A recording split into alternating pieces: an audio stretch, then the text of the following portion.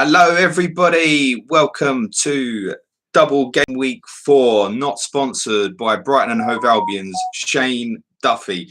Hope you're well on this Saturday. Just a quick one, as I've already mentioned in the comments, and to those who are new, if you've got any detailed Champman FPL questions, best thing to do, hold on to them for about 20 minutes or so. Once we're into the 3 o'clock games and we've got a bit of a lull, I can try and cover that sort of thing there. So I'm not going to get into the chat probably until we get towards sort of 3 o'clock. So for those who are new, welcome. I'm James. I'm one half of the Planet FPL podcast. Suji's way too busy and he's not really good at this sort of shit.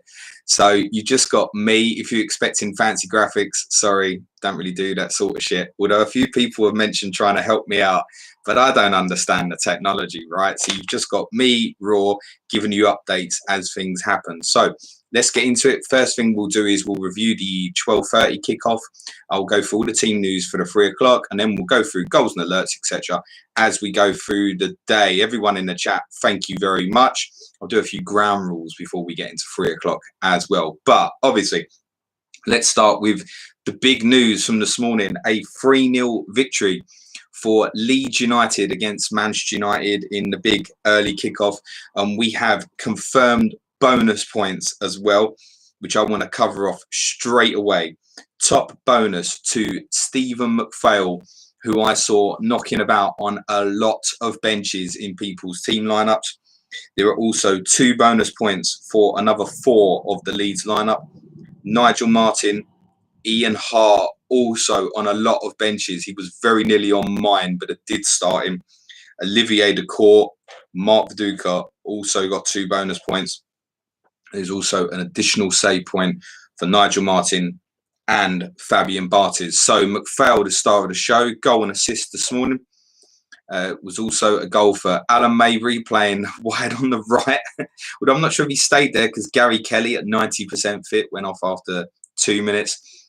Olivier Decourt also scored. There was an assist for Viduka. And there was also an assist for Dominic Matteo. Just to go through some of the ratings, Manchester United made no substitutions in the game, despite obviously chasing with 2-0 down at half-time. There was a 6 for Gary Neville out of 10, a 6 for Ronnie Johnson. Every other player for Manchester United was given a 7 out of 10 rating. Man of the match, McPhail, got a 9. The others I mentioned that got the bonus got 8. Everybody else on a 7. Bar Gary Kelly, who obviously went off injured after 6 minutes and was replaced by Dominic Matteo. You know what I didn't do? I felt like I was going a bit dry in my mouth.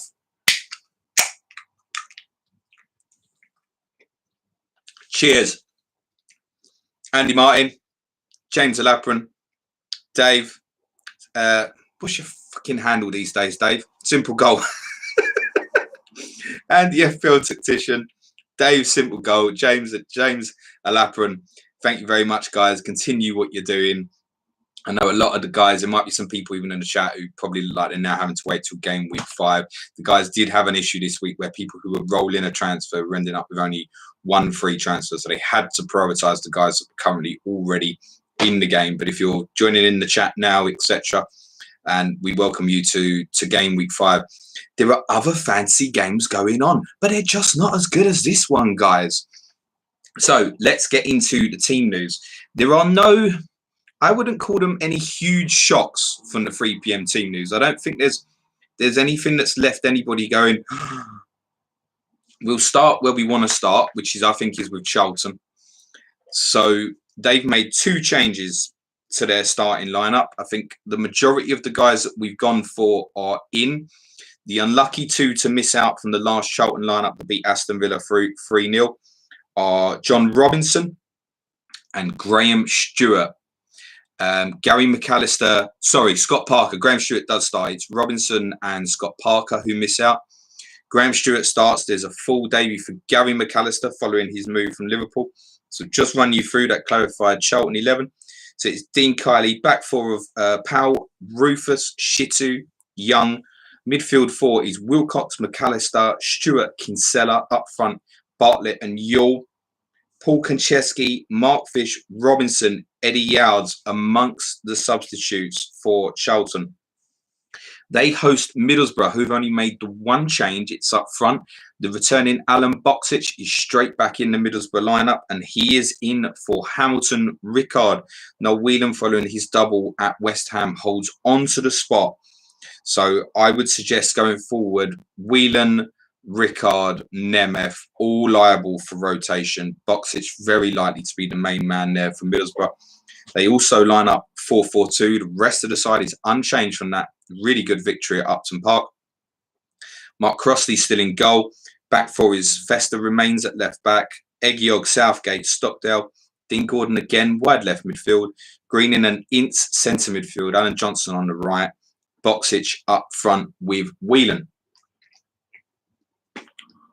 We'll move on to Highbury, which I guess is, other than Charlton's double game week, is the biggest of the 3 o'clock fixtures. And some interesting news here in terms of slight system tweak for Arsenal. They've made 2 changes from the 1-0 victory over Everton. In come that guy at centre-half, who I don't really like to mention. His price is $6 million. He's coming for Martin Keown. And Francis Jeffers is dropped to the bench. There is a full debut for new signing Andrei Tikhonov, who some of you may have noticed from the official Fantasy Champman Twitter account, looks like a very aging John Terry. But he is playing wide on the left, so I presume he plays nothing like John Terry. Robert Pires plays centrally with Ray Parlour, and Dennis Bergkamp is a little bit more advanced, playing in a 10 role in support of Thierry Henry, who I'm sure owners will be hoping for a little bit more than that 59-minute appearance in game week 3. Opponents Chelsea make 3 changes. This is always a lottery with this lot, isn't it? In come John Terry, Celestine Babiaro, Jimmy Floyd Hasselbank. Out of the team that beat Newcastle 3-1 are Jody Morris, Jesper Gronkar and Mario Stanic. Chelsea line up in the back 3 with wing backs. The back 3 is in front of Carlo Cudicini. Oh, sorry, just worth saying on Arsenal, David Seaman stays in the side. Richard Wright is on the bench for Arsenal, but David Seaman is still in goal. Jeffers, Upson, Keown and Carnu are the Arsenal subs. So Chelsea line up back 3 in front of Cudicini of Gallas, Desai and Terry. Wing backs Babiaro, Melchiot stays in the side. Emmanuel Petit back in centre midfield following his performance at centre half in game week 3. Partners Frank Lampard. Gianfranco Zola drops back into a number 10 position. Jimmy Floyd Hasselbank is back in that team alongside Idaker Johnson. On the bench for Chelsea, Forsell, Gronkiar, Zenden and Stanic. Moving on to Ewood Park, where Blackburn Rovers host Aston Villa. There are 2 changes for Blackburn. In come Damien Duff, who has probably given me the funniest moment of these streams so far, when we were sitting here talking about how unlikely it would be that he would come on in game week 3, and did just that in the 91st minute for a beautiful 1-pointer. He is in the lineup in place of Lucas Neal. And it's worth saying Lucas Neal will also be ineligible for game week 5 as Australia have an international that they've arranged with Saudi Arabia.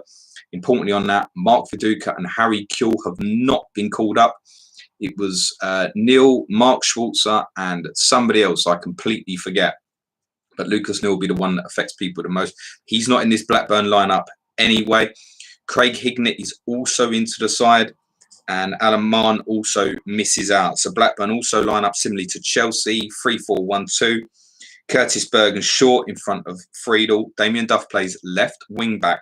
Jason McAteer is the right wing back. Hignett and Tugai essentially with Matt Janssen again in support of Marcus Ben and Corrado Grabi. Aston Villa, despite their 3-0 battering at the Valley, are unchanged, which I find quite surprising. It looks again like a similarly attacking team with sort of Ginola and Merson central midfield with license to push on. So they are flat back 5 of Staunton and Delaney in the full back positions, but allowed to advance. Back 3 of Barry, Alpine, Melberg. George Boateng is the protector in midfield. Ginola and Merson in support of Juan Pablo Angel and Bosco Balaban. Colin Greaves has got me on the big TV. It's frightening, man. I hope the thing don't crack for you, pal.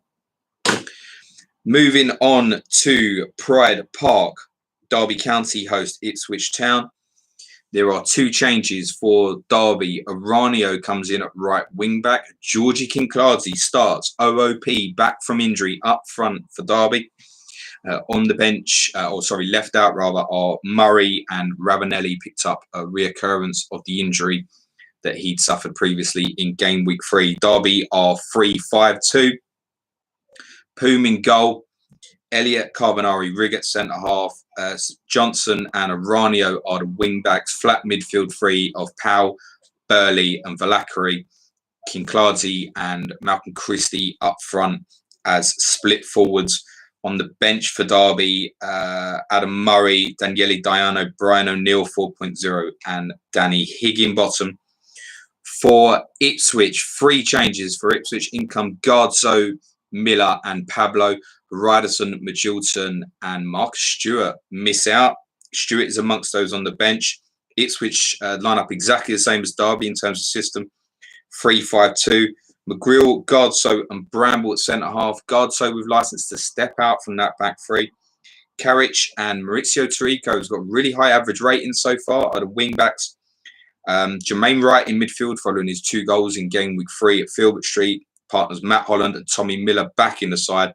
And Pablo and Fanidi George playing as split forwards up front. So Fanidi out of position up front for the second Ipswich away game in a row. Moving on to Filbert Street, where Leicester City entertain Everton. There are 2 changes to the Leicester lineup. Gary Rowett, who I've seen people talk about quite a lot as doing really well in some sims, is back in the lineup for Leicester. So too is Joby McAnuff, who played in game week 2, but picked up an injury, which meant that he missed the game week 3. He's back in that lineup. Frank Sinclair and Gunlaugson are the 2 to miss out from the starting lineup for Leicester. So we'll go through their side. They are 4-4-1-1. Interestingly, Robbie Savage keeps his place at right back. So they are Flowers in goal, Delaney and Savage the fullbacks, Rowell and Elliott in centre half. Dennis Wise and Muzzy is it given licence to push on. Andy Impey and Joby McAnuff are the wide players. James Scowcroft in the 10 with licence to support. Dean Sturridge up front. Sinclair, Gunlaugson, Akinbayi, Trevor Benjamin on the bench for Leicester. Everton make 1 change from the 1-0 defeat at Arsenal. Even the system, this 5-3-1-1 with no wide left player, remains for them. The 1 change is enforced. An injury to Gary Naismith. Incoming to the Everton side is a name unfamiliar to myself. It is 4.0 defender Kevin McLeod. The rest of that Everton lineup is unchanged. So they are Gerrard, back 5 of McLeod, licensed to push up from left back. Unsworth, Weir, Stubbs, Xavier. 2 essentially, Penbridge and Gravison to sit in deep. Alexanderson also offering defensive protection from the right. Max Moore in support of Kevin Campbell up front. Moving on to Anfield. And it's worth saying Bolton Wanderers do have a double game week as well, which everybody's forgotten. We know that a lot of these Bolton players are going to go mental, aren't they? I've left Kevin Nolan first sub, so bound to happen. Liverpool have 5 changes from the game week 1 team. I've reflected in comparison to the team they picked today to the game week 1 team, rather than the team they picked in their European encounters. So the 5 changes from their game week 1 team are Carragher, Henshaw, Smeetser, Barmby and Robbie Fowler all in. Out go Vignell, Babel, Risa, Redknapp and Litmanen. Liverpool lineup 4-4-2. Dudek in goal. Carragher at left back. Hegem at right back. Sami Hyypiä with Stefan Henshaw at centre half. Vladimir Smeetser is given licence to push forward from midfield alongside Steven Gerrard. Biscan on the right. Barmby on the left. Fowler and Heskey up front. Litmanen, Haman, Murphy, John Arnorisa all on the bench for Liverpool. The Bolton side has 2 changes from their defeat at Blackburn. Into the side come Kevin Nolan and Bo Hansen. Out go Franson and Ricketts. They line up in a 3-4-1-2. Jaskalainen in goal. Warhurst, Bergson and Hendry remain the back 3. Simon Charlton continues to play at left wing back with Ricardo Gardner injured. Maddison is at right wing back. Nolan comes back in to partner Nicky Saville. Rod Wallace, who I noticed was on the bench for England in Germany. He plays in the 10 position in support of Henrik Pedersen and Bo Hansen, who'd come on and scored at Blackburn in that game. On the bench for Bolton, Ian Marshall, Michael Ricketts, Anthony Barnes, and Akinori Nishikazawa. Easy for you to say. Moving on to the Stadium of Light, where Sunderland host the Super Spurs. Come on, you Spurs! Sunderland are 4-4-2, as they commonly are. 3 changes. In come Emerson Tome, Gary McCann. There is a debut wide on the right for Gary Till, new signing this week. And out goes Stanislav Varga, who's particularly unfortunate, I would suggest, as he was man of the match in their game week 3 fixture with Southampton. Medina and Oster also miss out. And one important note here on the Sunderland side, Gray and Arca have switched positions again. Arca lines up at left back, Mickey Gray left midfield. That's how they lined up in game week 1. Game weeks 2 and 3, Arca was left midfield with Gray at left back. I don't know. So Sunderland are back 4 in front of Sorensen of Arca, Tome, Craddock. Bernd Haas, who struggled in that game week 3 fixture, remains at right back, 4.0. Mickey Gray, Schwartz, McCann, that debut for Teal in midfield. Phillips up front again with the Slanders.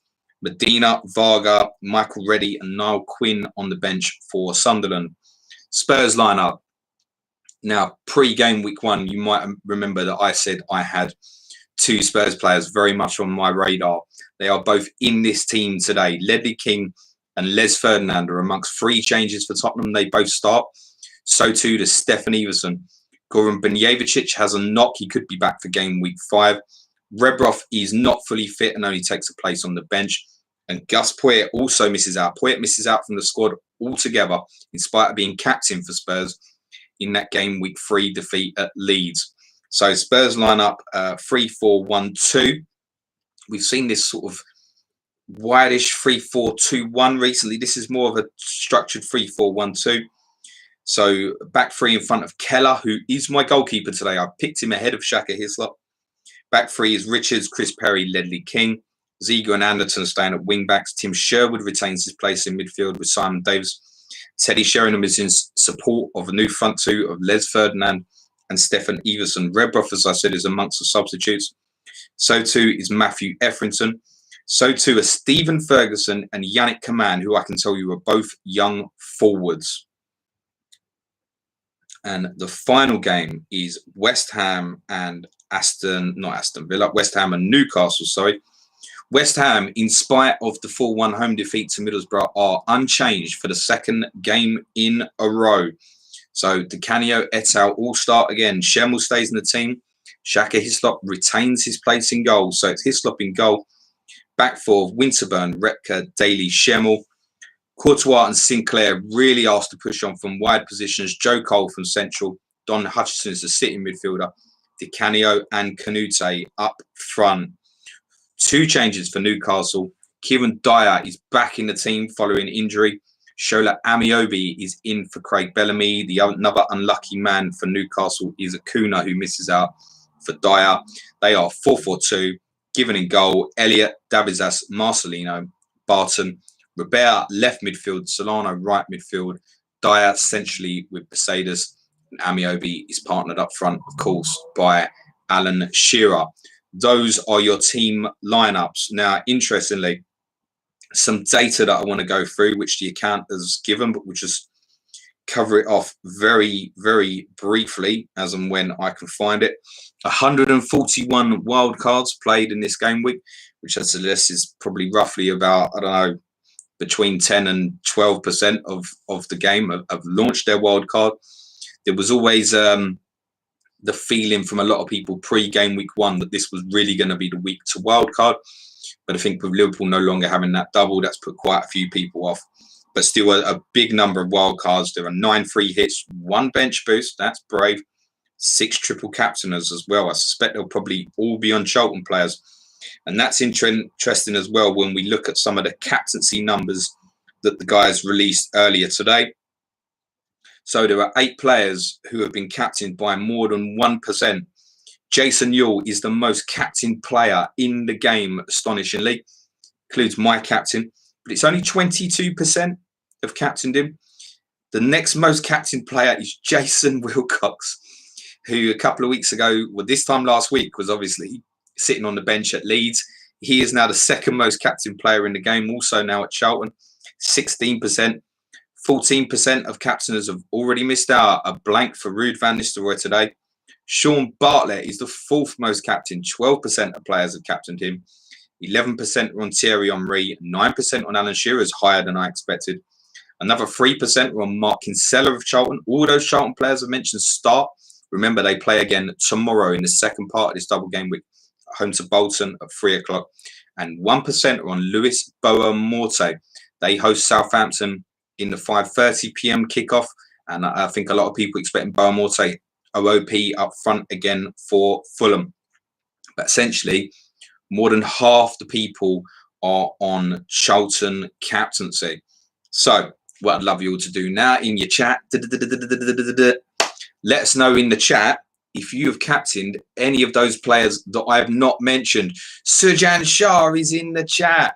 Give him stick for being a bit of a Morris dancer when he does kick-ups, if you've seen the Fantasy Kings video that was on Facebook yesterday. What a guy. Welcome, Suj. Suj, let everybody know in the chat who your captain is and that today. I'm sure it's a random one. You did tell me this morning, but I can't remember. While everyone's popping in the chat, if they've captained anyone other than the 8 players that I've just mentioned, and please do let us know if you've got any major differential captains. Be interested to hear it. Sujan Shah saying, how's Laurent Blanc? He blanked. What a wanker. After Workforce has got Laurent Blanc, mate. Hey, look, see what Andrew Martin's asking you, Serge. He said, have you got knees? Championship manager wants to release James Blooper. This guy turned up, right? And I've got quite this was filmed in my front garden. We weren't breaking protocol, right? I've got a big area. I've got no back garden, but I've got a big drive. You get about 5 cars on my driveway, which is useless when I've actually got no real garden. Anyway, Suj is throwing this flat ball at me. Actually, it's not true. My wife was throwing this flat ball at me, and Suj is filming from a distance. She turns up with a flat football. Anyway, Suj is on Captain Wilcox. I said nobody's in the chat posting anything, interestingly enough. Right, so what did I do change-wise? So I made one transfer. I had 1.5 million in the bank. And the one transfer I really thought over but didn't do it was Keith Gillespie to Gary McAllister, just a 4.5 million sideways. It probably would have meant me leaving one of Hart, Blanc, or Kuehl out of the team today. Well, I guess it probably would have had to be Kuehl, actually. I very nearly left Hart and Blanc out the team anyway. I did at one point have it with Dabizas in the team, but I decided ownership-wise to just float with everybody. So I've not had great returns from my 5 this morning. So I am 4-3-3. I am Casey Keller in goal. I've picked over Hislop. I am back 4 of Ian Hart, I guess is on a 7-pointer from this morning. Laurent Blanc on a 2. Richard Rufus is my vice captain. I have bought Sammy Hippier in for Olaf Melberg. That's what I did with the 1.5 million. I really still wanted to get on Liverpool at the start of this fixture run, which is hence why I went Charlton at the start. Charlton last week, so I went to attack Liverpool now. So Hippier is my 4th central defender at home to Bolton today. Midfield 3 of Kuehl and Veron with respective 3 and 2s. I have Steed Malbronk in the late game. Up front, I have Van Nistelrooy at blank, Freddie Canute, and Jason Yule captain. I suspect this game week is very much going to be about what the Charlton guys do over the next 26, 27 hours or so.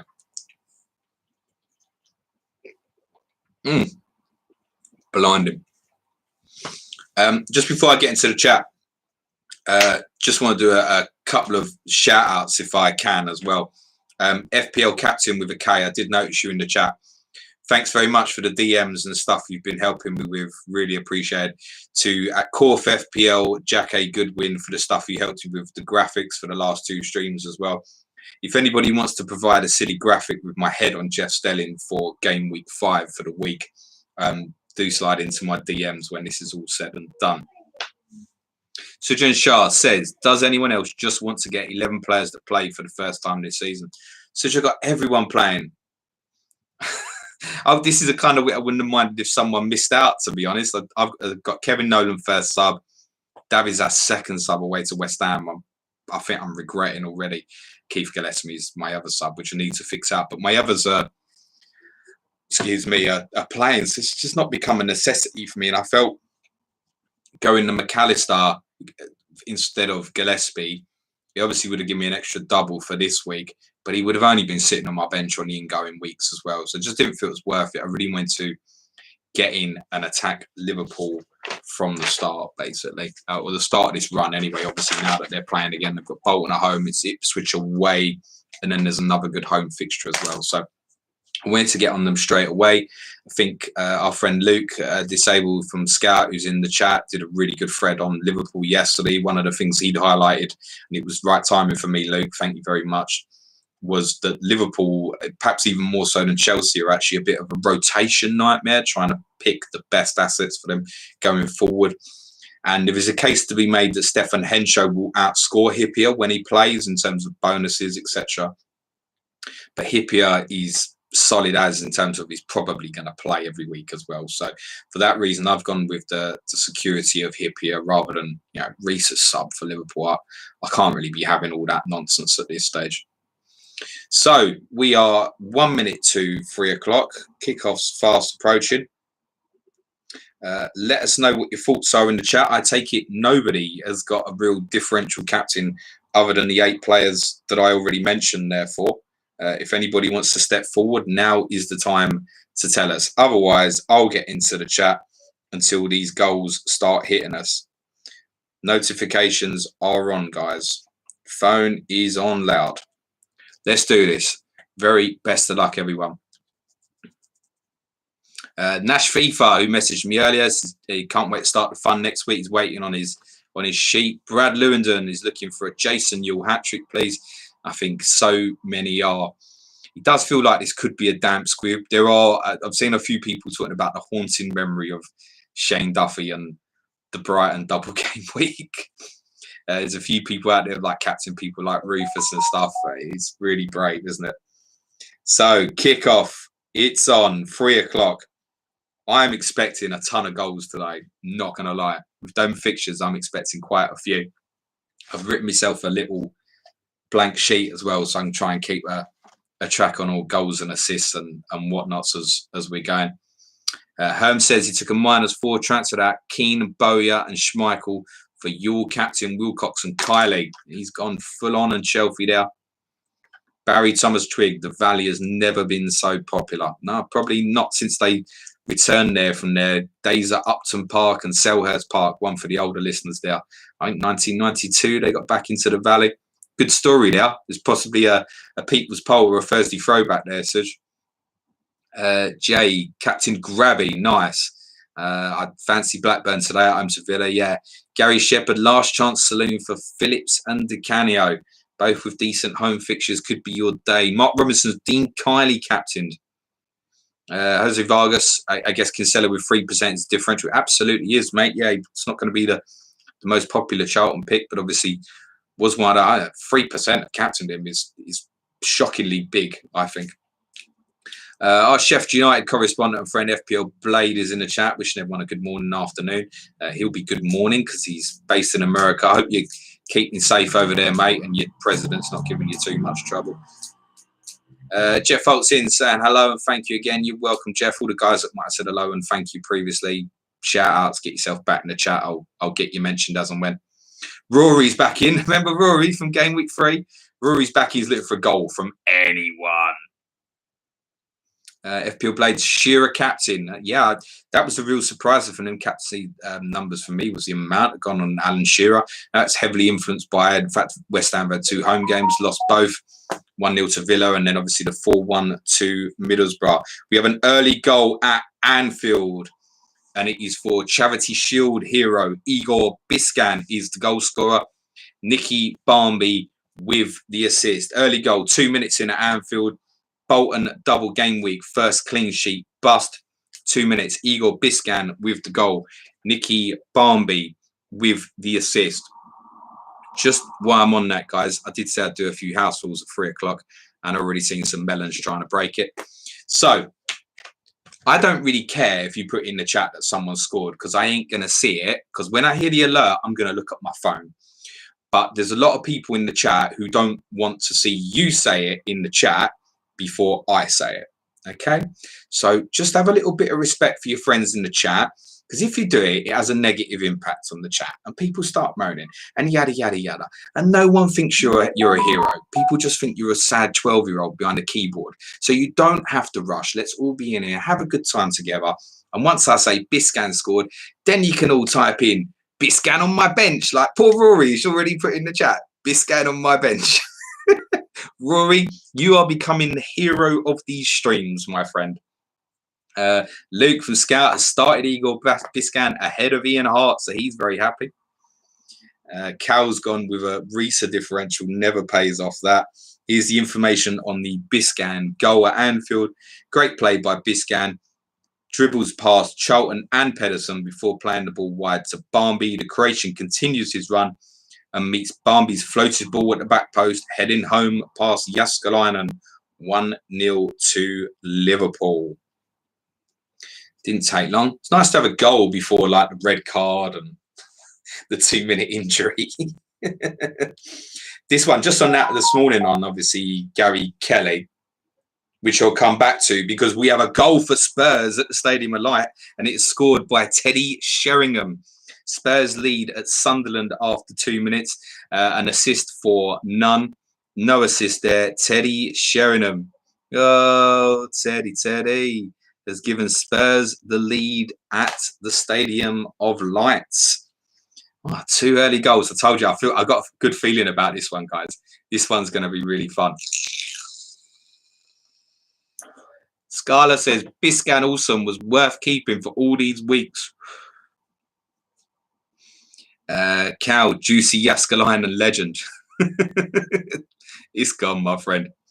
Manchester Regs is in. Wilcox Cat's in. Yeah, plenty on Wilcox. FPL Matt, good afternoon. Good afternoon, mate. Just loaded in. Biscan scores. Jonathan's in with a Teddy chant. C Hayes _ FPL. Biscan is a serious operator. Dribble past Charlton's whole 11 before scoring against Bolton. Information on the Teddy goal for Spurs. Spurs' first goal of the season is worth saying. Obviously, they've only played twice. Great start for Spurs. Sheringham is played through on goal. By who? By who? He shoots low and Sorensen saves well, but the rebound falls straight back to him and he slots it in. Spurs had some fun games at Sunderland over the years. I remember a complete car crash for a game. Would have been the season before this. Spurs were 2-0 down at half time. 1-3-2. Gary Doherty scored twice, and you want to see the Spurs winning goal, mate. You would think it's something from a Park game and like Spurs were 8-0 up rather than drawing 2-2. The Sunderland defence just die. They just stop. It's like they've heard the final whistle and leave the pitch. They were a fun team to play against Sunderland. But this Sunderland team in this game is not too bad, actually. The alerts are going off. Come on, James. It's 2-0 to Spurs. Les Ferdinand's got the goal and assist for Darren Anderton. What's going on here then, lads? 2-0 Spurs at Sunderland. Les Ferdinand, 5.0. If he plays games, he will get goals. I'm absolutely certain of it from what I've seen other people's simulations, where he seems to do very well on nothing. I suggest a lot of the nothings are he's not playing. So one really to keep an eye on. Assist for Darren Anderton for Spurs at Sunderland. See what happens when I don't put my Spurs kit on. We win. Gravy Dave says, James, you playing virtual FPL later? No, I said at the start, this is the best FPL game around at the moment. And I committed to these guys. This is so much more nostalgic and fun. And we've all helped build up this community together. Nah, this is the one for me. I'm not playing any other Mickey Mouse games, but good luck if you are. And good luck to the guys who created it. Information on that Ferdinand goal, 6 minutes in at Stadium of Light. Selej shows Hoddle what he's been missing these first few games. Anderton with the corner. Ferdinand is up against Arca. and there's only going to be one winner there. Wake up, Sunderland. Don't wake up, Sunderland. FPL Chances in the chat. He says, Sir Les, Lord Lundstrom. That's right. Fuck off with your Lord Staunton and all that. Sir Les is back, guys. Lots of coys in the chat. Loving this. Mark Dorney. Looks like he's done a -4 of Bowyer, Pembridge and Zola out. Solano, Wilcox and Sean Bartlett captain in. Been a few more hits taken this week as well. I don't think the guys posted that in their stats earlier. Cal says, sure, it wasn't Matt Doherty. Please tell me I didn't say Matt Doherty. I must have said Gary Doherty. That's one from a quiz we did when we did the FPL quiz before the shutdown. And I just kept saying Gary Doherty about Matt Doherty through the whole thing. Realised my mistake near the end. Rob Pick, our scout, is in the chat. It says, afternoon. Have a good show. Nice start for Teddy. Yeah. Barry Thomas Twig, have you ever been to Roker Park? Roker Park, Barry, was one of the first away grounds I went to. My parents took me up there. We stayed in Gateshead, I think. It would have been first midweek of the 1990-91 season. Went up there on a Tuesday night and we drew 0-0. I can't remember anything about the game, but I do have vague recollections of my position in the stadium. God, I'd have been like 7. I remember walking through a park that was really beautifully lit later on, random. And they took me to this indoor kind of indoor theme park in Gateshead afterwards, the next day before we drove home. I gave them 2 old fuckers the run around. I didn't want to be leaving that place. It was fun. With this giant kind of inflatable slide. I just kept going up it. I was like, you ain't coming up here and getting me. Anyway, well off track. But yes, I've been to Roker Park. That was the only time. I went to the Stadium of Light a couple of years ago. We drew 2-2. Late Harry Kane own goal. We should have won. Absolutely should have won.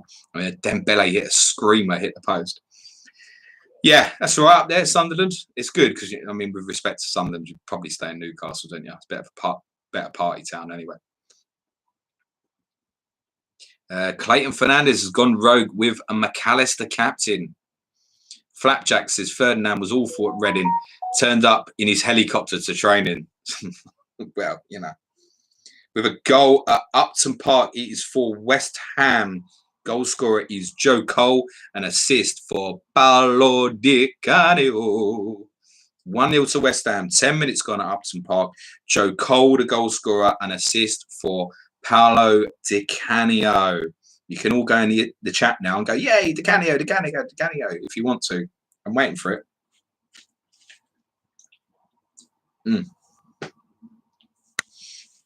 Right, thirsty today. I had a few beers last night with Lee and Sam from FPL Family. While I was sitting here, I should point out. We did a recording on Liverpool and Spurs' run to the Champions League final last season. Such fun. I had a good few beers with them. And it was so long, they've had to break it into 2 parts. They've released the audio for that. If you want to have a listen to it afterwards, Lee's going to release the video on their YouTube channel tonight. And then the second part, which covers the semi-final and the final next Saturday. Information on that Joe Cole goal. Di Canio is fouled by Barton. I thought of Joey Barton then. I was like, what? Warren Barton, obviously. He thinks fast and plays a quick free kick to Joe Cole. He takes an excellent touch and drives in low from the edge of the box. Clever. So West Ham lead Newcastle. Brutal start for Newcastle this season if they lose that as well. Obviously, having lost to Everton at home, they obviously had quite a few players missing. And then obviously lost at Chelsea. It's not the easiest start, but I mean, you'd expect them to be in and around sort of the top 6. So they've made a bad start to the season. Captain's in. The faith in Di Canio feels sweet. Barry Thomas Twig, Di Canio. Brian Yule, a return for Di Canio. Thank goodness.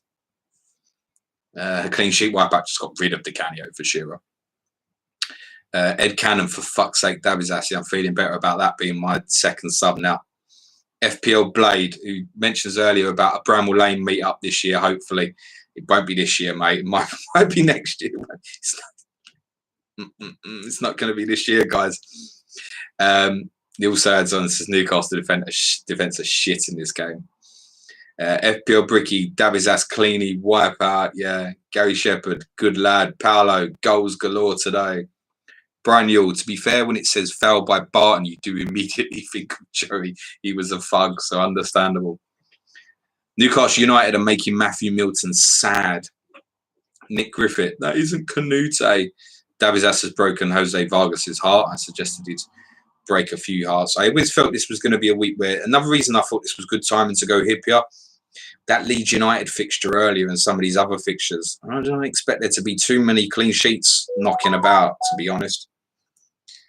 Spurs clean sheet and my Casey Keller clean sheet is gone. The inevitable goal back for Sunderland has arrived, scored by Lilian Laslandes. No assist. Laslandes has pulled that back. 13 minutes gone at Sunderland. 2-1 to Spurs. It's already a kamikaze Spurs game, isn't it?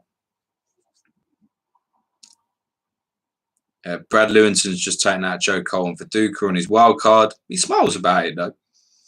FPL chance that every claim is clearly going to be a goal fest apart from Charlton 0-0. I will take that right now, Dan. Give me my Richard Rufus clean sheet. I bet there's plenty on Dean Kiley as well. Got to be. It's our friend Let's Talk in the chat. If he is, I completely missed him. Let's say hello to our friend Andy. Where is he? He's talking about Man United. He's saying, I'm not even playing yet. I'm annoyed they lost. He's not impressed with the United result from earlier. James Conroy, Lillian gets goals. Oh, I'm meant to be keeping a track of all these players scoring, aren't I? Right, fuck that up, and I better check that alert first. Oh, it's a red card at the Stadium of Light for Sunderland captain Stefan Schwartz. Schwartz tries to pick the ball straight out the net to get Sunderland restarted. Keller holds on to the ball and Schwartz pushes him over. Uriah Rennie doesn't mess around, does he? Straight red. It's all going off at Sunderland. Bloody hell. My gosh, all kicking off there, isn't it? I'm just catching up my notes here, guys. This was the whole reason of me trying to do this. So, because goals go in the first half, and by the time I've had the second beer, I've completely forgotten who's got them. Was it Joe Cole for West Ham, wasn't it? Di Canio assist. Biscam for Liverpool.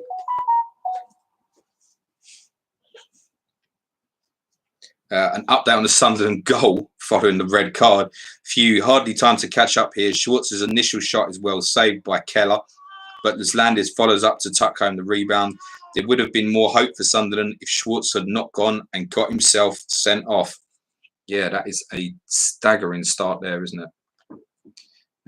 So we are 0-0 Arsenal, Chelsea, 0-0 Blackburn Villa, 0-0 Charlton Middlesbrough, so too Derby, Ipswich, Leicester, Everton. Liverpool lead Bolton through an Igor Biscan goal. Tottenham are 2-1 up at Sunderland. West Ham lead Newcastle by a goal to nil. FPL Chancellor says this Spurs match is on drugs. Gary Robinson. Uriah Rennie, he would have struggled in a Twitter area. Get in the chat, guys. Let me know your Uriah Rennie memories. The one I remember most is when he sent Shearer off on the opening day of the season when they played Aston Villa. It would have been a roundabouts this time. And he sent off Shearer for an elbow on the opening day. And I just remember Ian Taylor putting his hands on his head and laughing and go, ooh. He was in proper shock. Yeah, he was dodgy, Uriah, and he really, really was. Johan Montin, cheers from Sweden, just in time for the Schwartz Reds. Schwartz being a fellow Swede. Clayton Fernandez, madness all round today. Love it. Joe Jenkins has Schwartz's first sub, but hopefully Reset isn't playing and I'm 3-5-2. And a defender has to be sub on instead. You keep your fingers crossed there, Joe. Flapjack says, FPOI, and you won't beat James in a quiz, so spreading rumours that you are the king of football quizzes. Yes, I can reveal that I will be on the Wolfpacks quiz this week. We're recording on Tuesday. I don't know if they're going to have it out Tuesday night or Wednesday. We'll have our quiz out on Wednesday as well. So a couple of quizzes for you coming from the FPL community. I'll be answering on the Wolfpack and I'll be doing the questions on R1 on Wednesday. R1 will be on Euro 96, by the way. I know it was something we mentioned on our Thursday throwback, and Andy Martin messaged me and he said, I will tear up a Euro 96 quiz. So You're on, Mr. Martin. Euro 96 quiz is what you will get on Wednesday. Thursday's throwback, by the way, we're going to look at the Ajax Champions League winning team from 95. Not so much how they won it, more the players of that era, because it's a fascinating team to look back on. Reman Khan, what is all this? What games? Someone talk to Reman.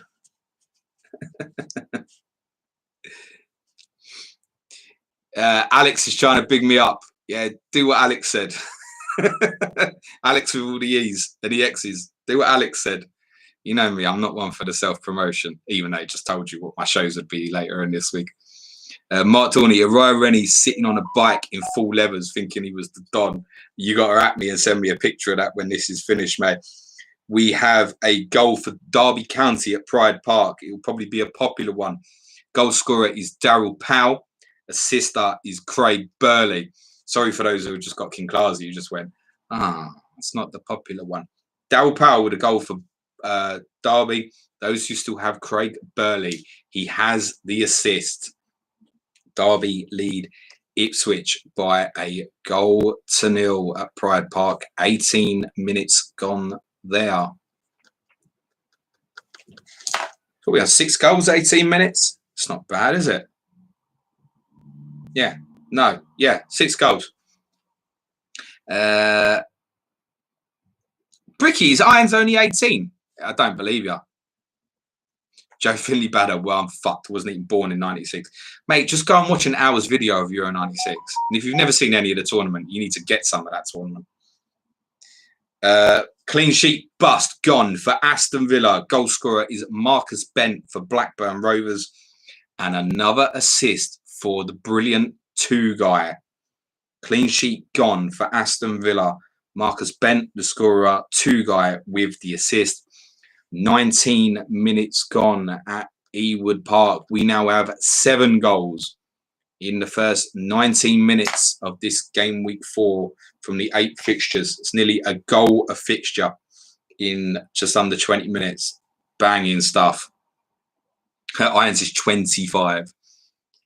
Billy Halloway needed that Burley assist. Forgot to take his captain off Rude. But was it meant to go on?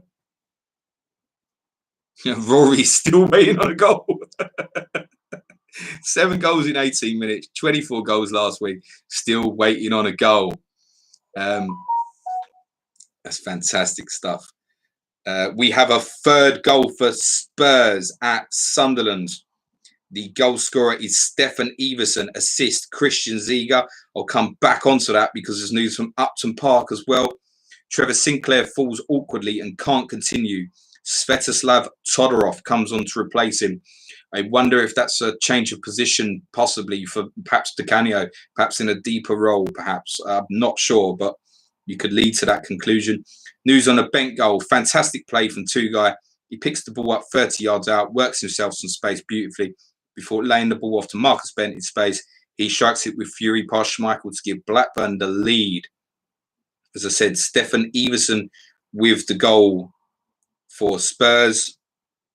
The fantasy chat man account tweeted, that was a lot of goals and we have to catch up really fast. Sorry, we're shouting. It's just exciting and there's not going to be time to rest. Hope you're keeping up okay at Planet FPL Pod.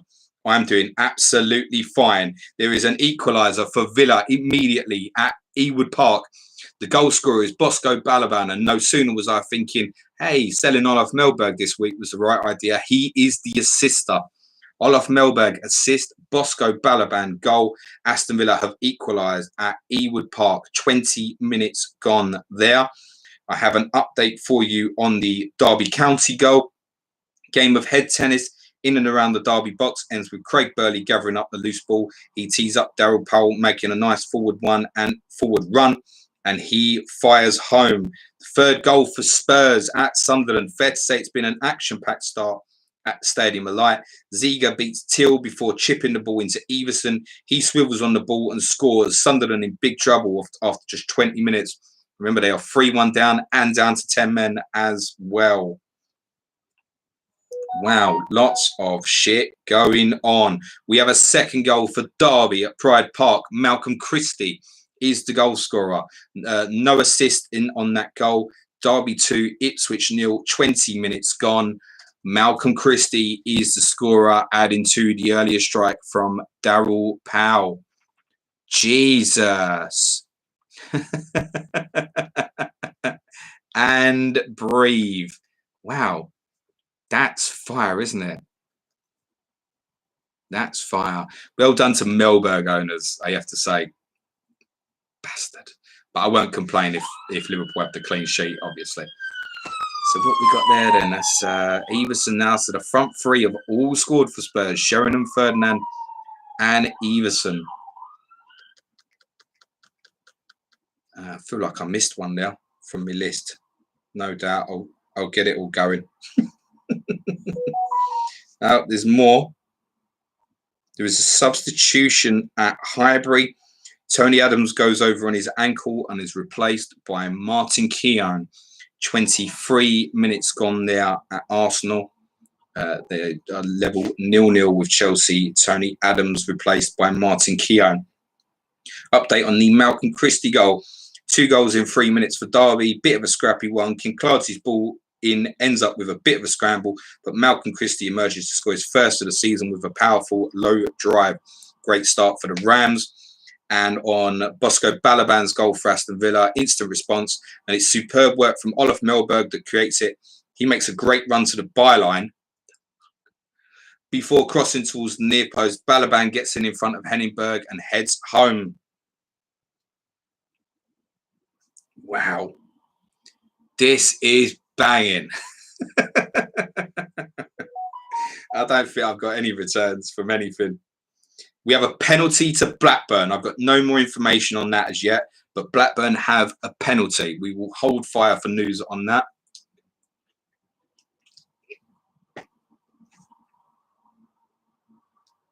It would help if I did it in shot, wouldn't it? Penalty to Blackburn. We await news. Refreshing account, refreshing account. Who do we think will take it? Grabby? Janssen? Could be 2 guy even, couldn't it?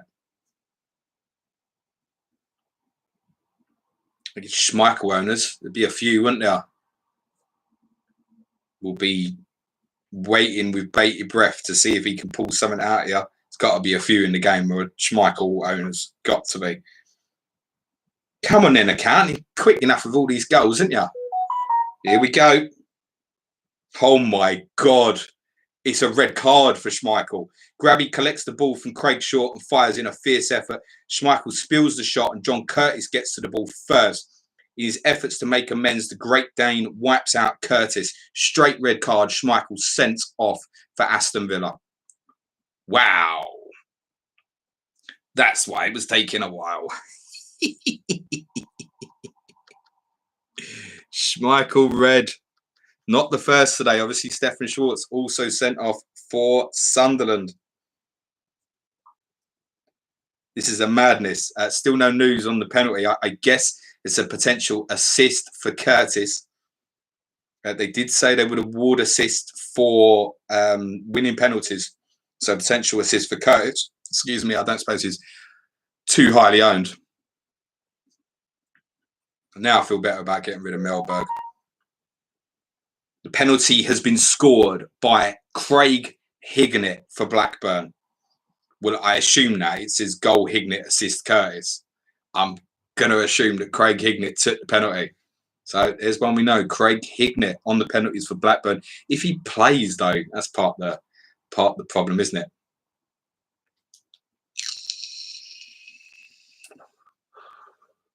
Darren Addy, thank God I went Bartis over Schmeichel.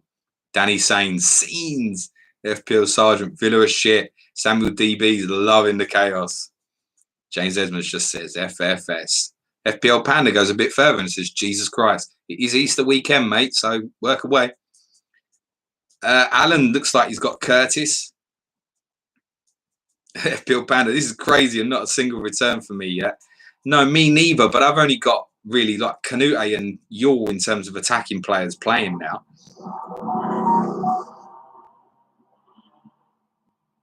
Goal at the Valley for Charlton Athletic, and the goal scorer is Jason Yule. the most captain player in the game, has given Charlton the lead at the Valley against Middlesbrough. The assist comes from Luke Young. Big captain return for the massively gambled on Jason Yule of Charlton in this double game week.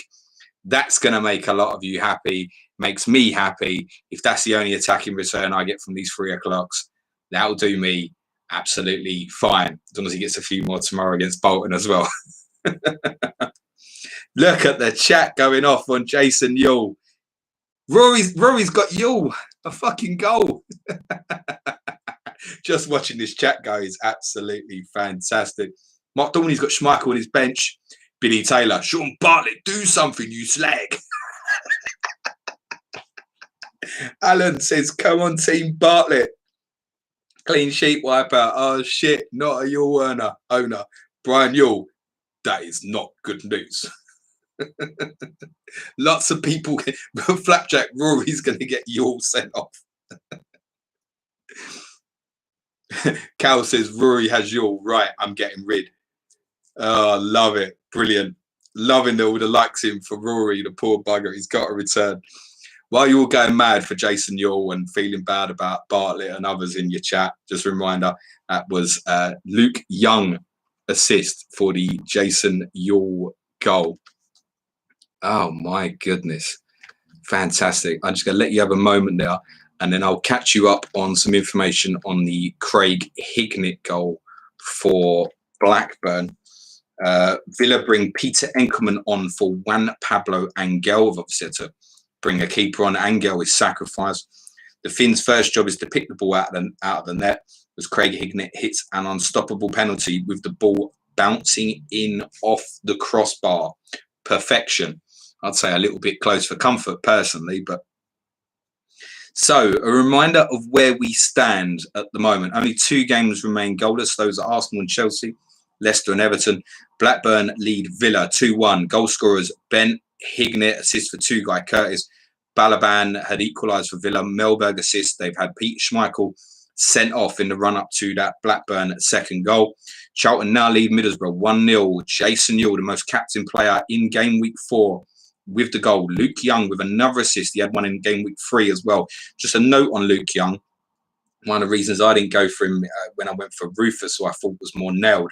Kishy Chef is very, very close to fitness, but he's got the shirt, Luke Young. Derby lead Ipswich 2-0. Powell and Christie. Burley with the assist. Correction, Derby lead Ipswich by 3-0, and Craig Burley is the goal scorer. An assist for Powell. They've returned the favour for each other. Craig Burley with the goal. Daryl Powell with the assist. You have the information on that. Derby 3 goals up. We've not even played half an hour. European hangover for Ipswich? Question. Did they play in Europe? Are they about to play in Europe? Powell returns the favour for the first goal, teeing up Burley, who volleys in a fine finish past Sereni. So just in time there, as I was reading it out, that's very well done there, guys. So Derby now lead Ipswich by 3-0. Powell, Christie, Burley with the goals. Burley and Powell with an assist also. Liverpool lead Bolton 1-0. Igor Biscan with a goal assisted by Nick Barmby. Tottenham lead 3-1 at the Stadium of Light. Sheringham, Ferdinand, Everson all on the score sheet. Anderton and Ziga with the assist. Landers scored for Sunderland. They pulled a goal back to make it 2-1. And Stefan Schwartz was sent off in the melee. West Ham lead Newcastle 1-0 at Upton Park. Joe Cole with the goal. Paolo Di Canio with the assist. And breathe. I said to you at 3 o'clock, I had a feeling that this one was going to be mental. And so it has proved. Woo! Worth saying, in all those goals, only 2 have scored away from home so far, and that's Aston Villa and Tottenham. They're the only 2 of the 8 sides playing away from home that have scored away from home at the moment. Flapjack says, I'm going to name my firstborn Burley. Could have been worse, mate. You could have called it Burnley. Rob Pick, 86, when the scout accidentally kept Burley last week. FPO Ezio needs Jermaine Wright to pull a finger. Is it Jermaine Wright? Yeah, I think so.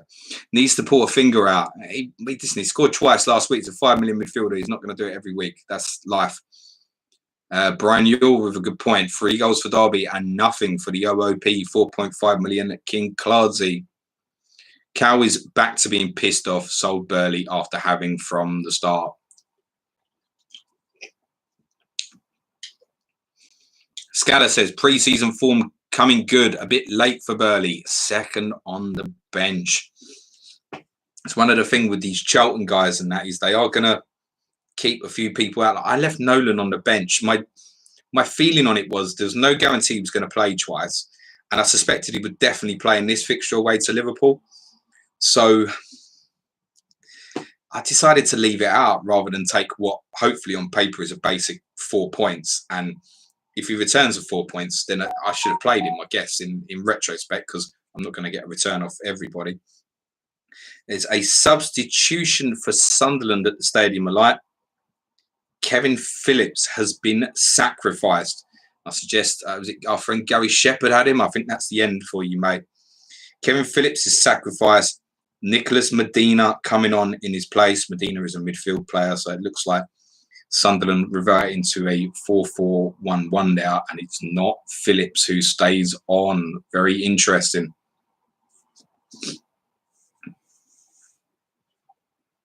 FPL Chancellor Burley Flapjack sounds like an American golfer. Yes, it does. He'll be mates with Bubba Watson, says Flapjack. Joe Jenkins just realised Scott Parker isn't playing and I'm getting Schwartz off the bench. Well, it's a double game week. So you don't need any form of Scott Parker appearance, right? He could play against Bolton tomorrow, even if he doesn't appear today. Remember, that's a 3 o'clock kickoff tomorrow. You can follow that through the Fancy Champ Man Twitter account. Ryan never had Burley for the entire season so far, but McPhail will compensate, I suppose. Sujan Shah didn't get Yule. Those are his words, not mine. Rob Pick transferred out Schmeichel for Kylie. Accidentally kept Burley last week when I meant to transfer him out, but did Bow instead, who also got injured. Lucky son of a. Captain Yule going okay. Call yourself the scout. FPL Bricky, Sunderland are fucked. Jamie's in. Hello, mate. Goalfest. Manchester Reds. Haha. I outgiven in today for Schmeichel. Lol. You put out Schmeichel today. Andrew Martin. All right, James. I'm all right, Andrew. You keep me busy here, you little bastard, didn't you? Who's on the old tweets today? Is it you? Is it Alapran? Is it Dave? Who's on the old on the tweets? Manchester Reds just realised it's 46 seconds behind. Well, I'm ahead of something, aren't I? Well done to abiding to chat rules, by the way, guys. Much, much appreciated. We are 35 minutes in and we've already had a shit ton going on here, haven't we? My God. I'm glad I started writing it down because I would have just forgot everything, to be very honest with you. So 10 minutes into half time, let's get shit in the chat, some questions, etc. Andrew Martin says, Dave is on comms today. Gary Shepherd, yeah. That said, goodbye, Kev. Yeah.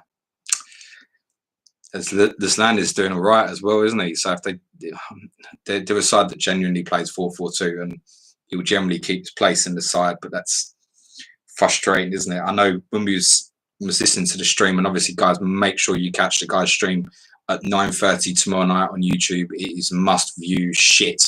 You will get stuff that you can't get anywhere else on this game. So do join Andy and Dave tomorrow night on the Championship Manager account. Andrew, pop it in the chat and let guys know.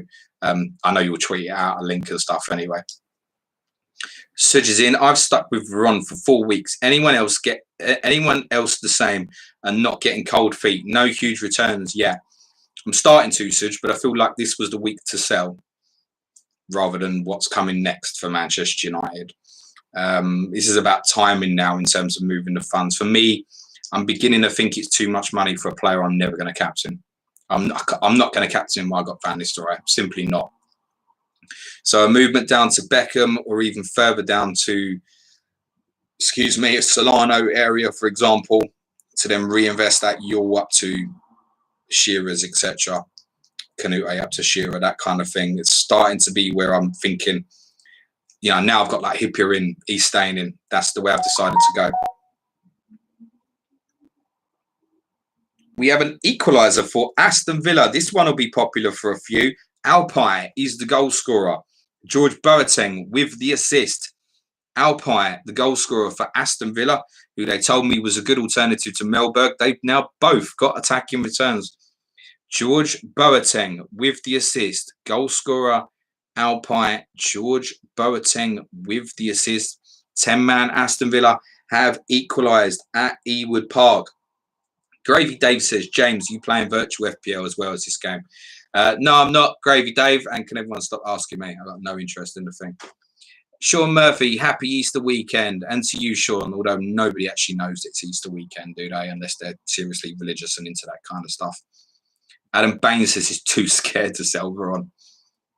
Rob Pickers, itchy feet on Veron now. Clean sheet wipeout, still holding on to Veron too. Surge, keeping the faith. FPL Panda says, game week of the season so far. I saw a few people saying about the fact that the guys have put Leeds and Man Utd as the main kickoff and they should keep it on the 3 o'clocks to make it more fun. I don't really get that. This is a laugh. And wouldn't you rather have the kind of detailed stuff on that a little bit earlier? It just don't make sense to me. I think a lot of people, I mean, I had 5 playing the game. So I haven't got so many players playing now. But so what? So what? Still covering 16 teams here with info and goals and whatnot. So, like, whatever. And, you know, Fulham Southampton's a late game. Then you'll be moaning later, going, Fulham Southampton. That's a boring 5:30. Let the guys set it up wherever they want, man. Just don't get the. Just shut up. Just shut up. Alex Turner benched Alpine nightmare. Yeah, I don't think it was necessarily a mistake. I wouldn't have started Melberg personally. Blackburn have now got, what's that, 7 goals in 2.5 home games, so I wouldn't have started him anyway. An interesting goal at Pride Park. Derby and Mark Poom clean sheet gone. The goal scorer is out of position for Needy George for Ipswich, and the assist, Maurizio Tarico, has one of the highest average ratings so far in the game. I've noticed he could well be on for more baps here. For Needy George has pulled a goal back for Ipswich. They now trail Derby County by 3-1 and an assist for former Tottenham man and 4.5 defender Maurizio Tarico. I think that's making a few happy who have picked up on this on Tarico quite early. He looks a bit of a lock at right wing back and he's performing well for Ipswich. You don't want him scoring 3 or 4 conceding 3 or 4 every other week, but yeah, a few in the chat. Speedy Reedy TV, Joe Finley Bad, FPL Sargent, Gary Shepherd, all seem pretty happy with that Tarico goal. Richard Skeen's already thinking he should have played the bleeding bench boost. 01 J Jill kept the faith in Finidi. Finally, my boy come good. Rossoneri Hammer. Can't understand anyone moaning about anything. These guys have done something amazing. So thankful. I think people were just moaning that Leeds Man Utd wasn't part of the 3 o'clock. And so people were only going to have 5 or 6 players during the. So does that not happen in the real life? Like it's like, oh, it's only 8 games at 3 o'clock. I'm only going to have 5 or 6 players. Boring. It's just a really weird opinion to have on it. But I only saw a couple of people saying that. Brad Lewington, Tarico, Brighton legend. He played for them and all. That must have been when he was on his last legs. Danny saying, Tarico, we love you.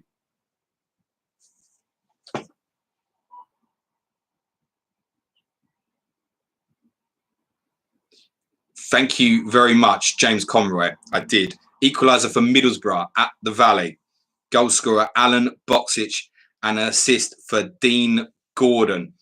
James, I like the way you put that in there. That's the right thing to do, mate. I don't know why I didn't get that alert. But yes, that's a couple of minutes ago now. Goal for Alan Boxic for Middlesbrough. Dean Gordon again with the assist. Charlton clean sheet gone. I was ignoring the Middlesbrough goal, not because I have Kylie in goal, as Rob Pick said, but because I've got Richard Rufus at centre half. So yeah, that'll be a blow for all the Charlton defensive ownership there. Clean sheet gone. Alan Boxic with the goal for Middlesbrough.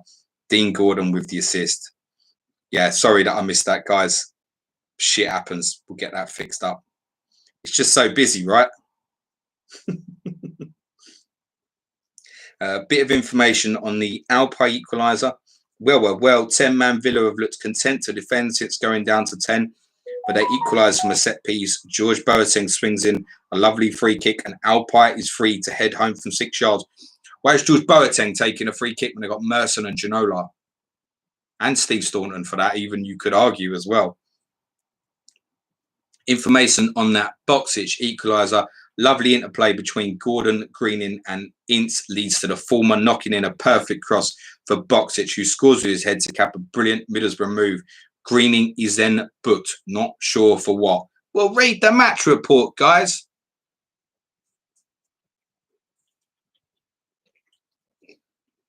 I do remember Brad Trico being Poyet's assistant.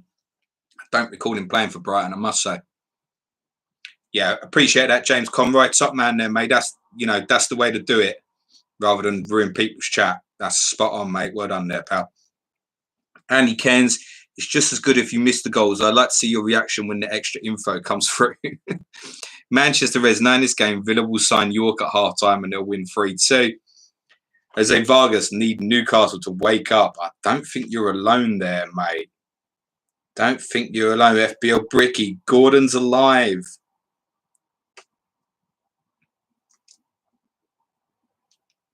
Speedy Reedy TV. Wonder if any of these players have heard about this. Would be funny if Real Tarico or Staunton knew about us cheering them. When the people were trying to start the Lord Staunton hashtag, I did have a look and see if he was on Twitter. And he is, but he hasn't sent a tweet for 6 years. So someone wants to at him. You never know your luck. Maurizio Tarico, I don't know.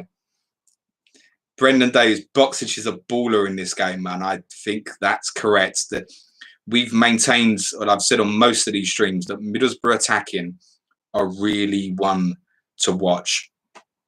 And they are the team from the Riverside. Motherfuckers. Billy Hadaway says, Ryan Rennie's on Twitter. Behave, people. Be nice. FBL Bricky's telling Flapjack that Irons told you to get Gordon over Ugo. Eggyog.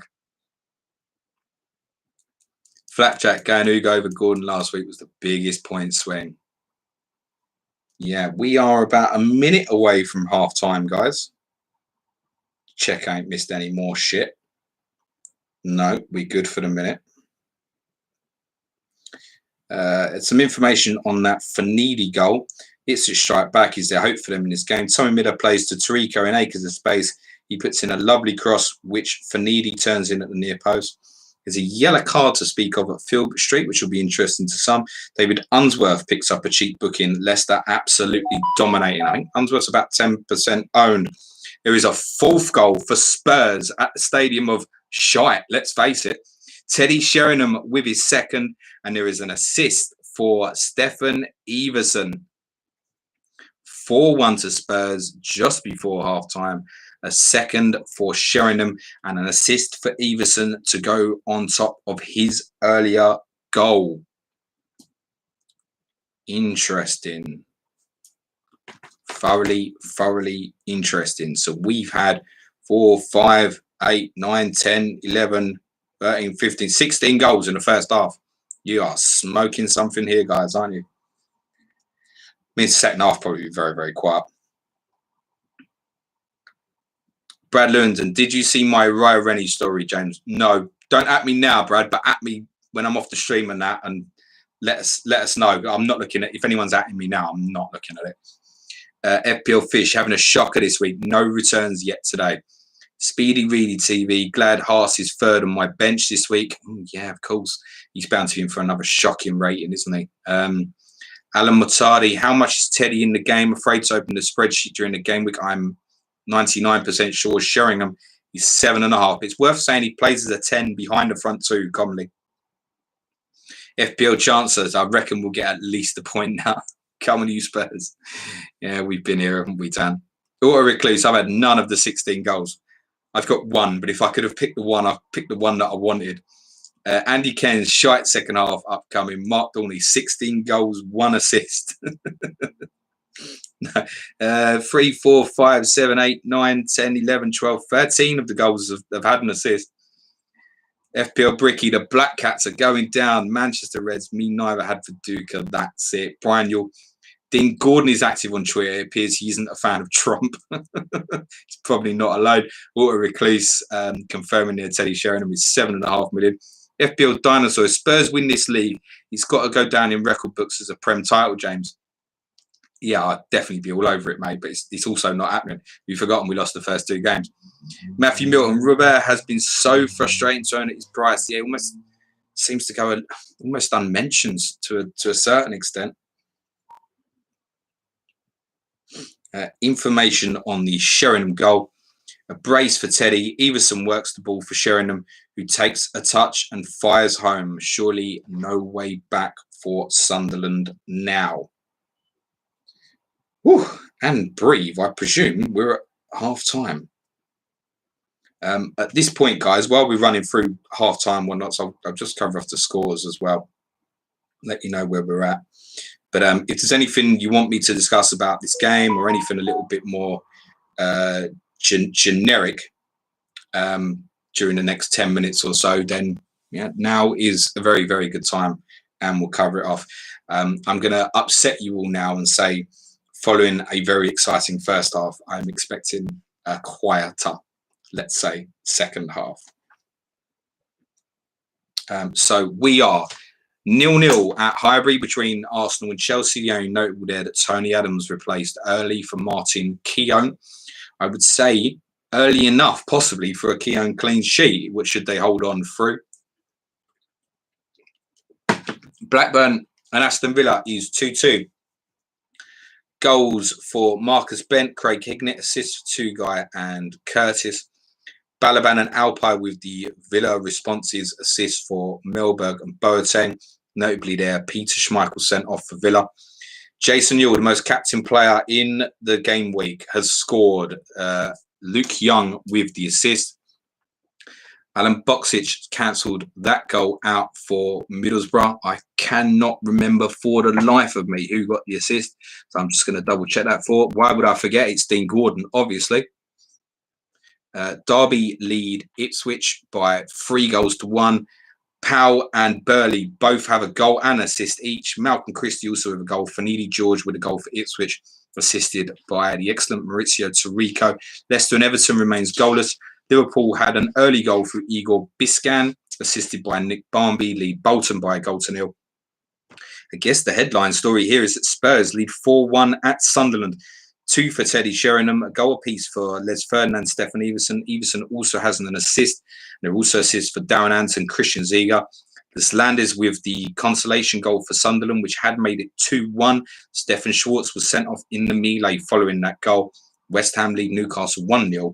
Joe Cole, the goal scorer. Paolo Di Canio with the assist.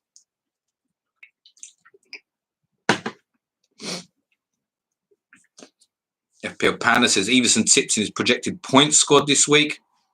Avi, Sheringham a good Yule replacement. Spurs have a good run of fixtures now. It's Bolton at home, then there's 4 at home in a row, I believe, although the 4th is Manchester United. But they're walking into a better run of fixtures now. Auto Recluse. Sorry, I'll get that back up. Lost you.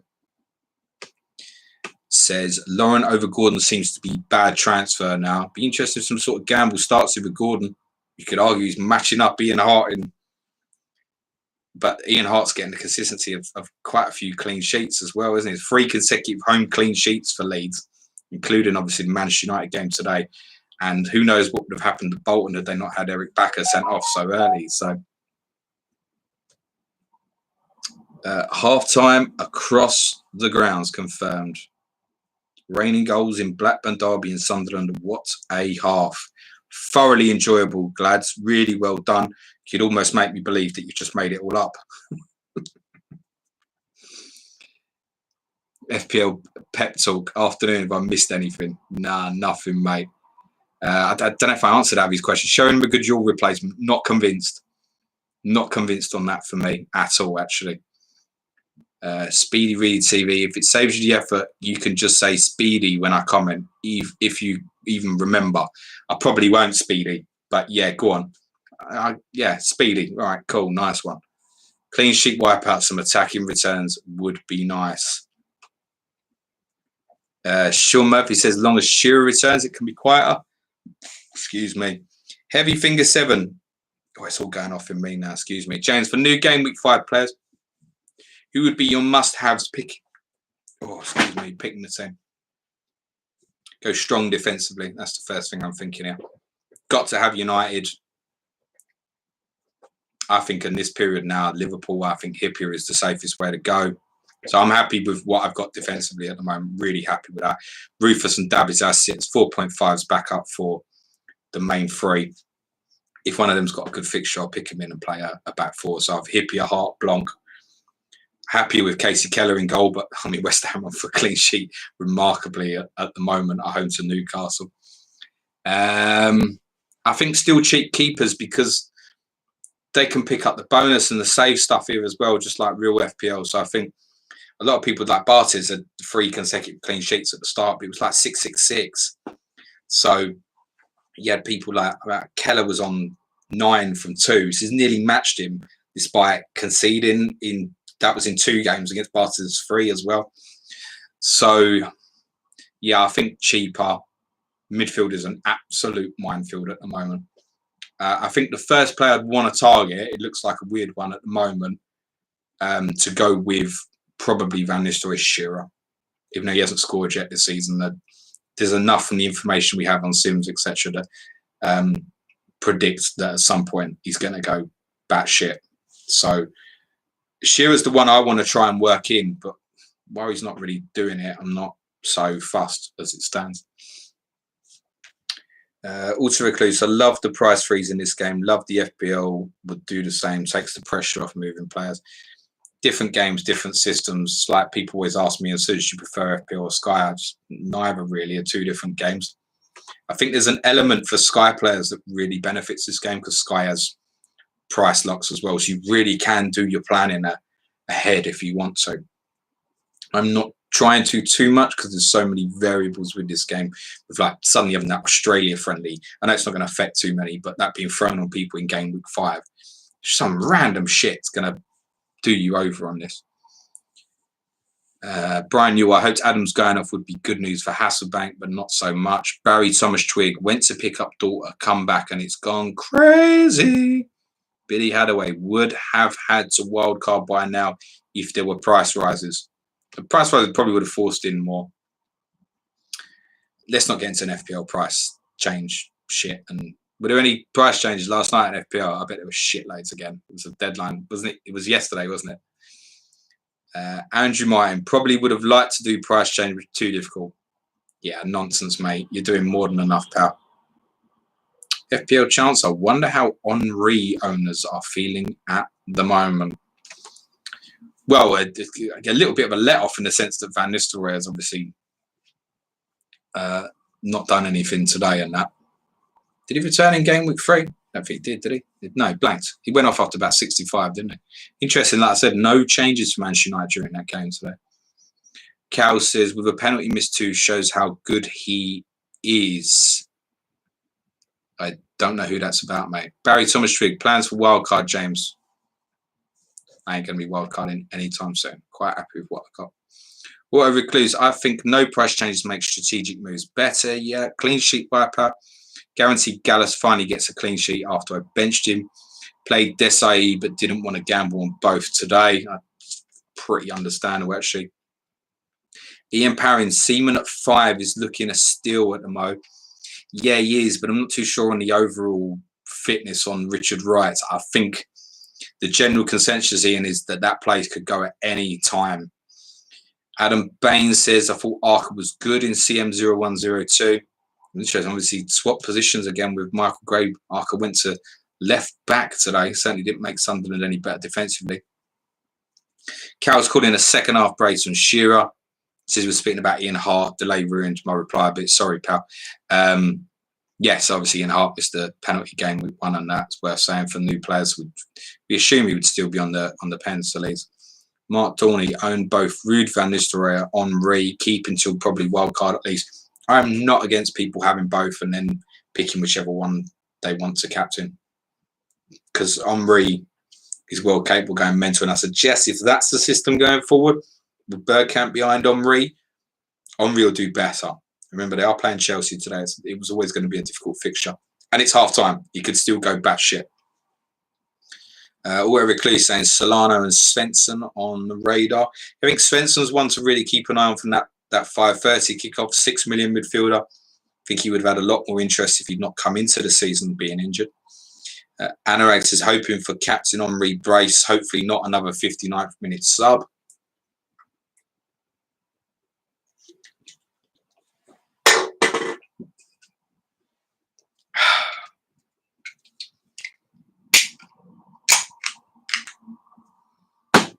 Come on, guys. Keep us busy. Keep us busy. I do a lot of talking here, so time for you lot to do some talking. What do we want to talk about? 3 minutes to second half, guys. We've had a shitload of goals. What do we want to talk about for a couple of minutes till this restarts? FPL Pet Talk says, what do you think about Ziga as a defensive option, James? I think really keep an eye on Keller at 4.5. It's like $1 million cheaper. And obviously, it's worth saying Benjevich is probably only out for the one game, which Ledley King plays today. But if Richards, Perry, or Benjevich get injured for any period of time, Ledley's 4 million. And he's going to really be worth looking at. Because he'd play. He'd play. And in certain fixtures, you'd be, even as a 4.0, you'd be happy to play him. Spurs is showing here that they should finish top half. So, yeah, I probably wouldn't pay the extra for Ziga. Jessica Pye says, would really fancy a 0-0 at Highbury. Either that or Ashley Cole. Milchot subbed after the 60th minute. I think you've got the few of them two in your team there, Jessica. Danny McDonald, are you doing that? Oh, I'm not. No, man. Sorry, Danny. People keep asking me that, pal. Jose Vargas, is bent to Grabby reasonable? Yeah. Yeah, it's all right. Grabby's cheap, isn't it? Flapjack, have you tried Brewdog Elvis juice? Lovely stuff. Pretty strong. Well, struggle enough with these, to be honest, Flapjack. But if I have, I can't remember. FPL Irons. I want to get that comment up because it looked interesting. What's your favourite ever football shirt? Had a salt clear out of my shirts yesterday. Mine would be a Tottenham navy blue shirt that we actually never won a game in. It was from 1999-2000. Navy blue away shirt with the 3 Adidas stripes. Love that kit. Really nice.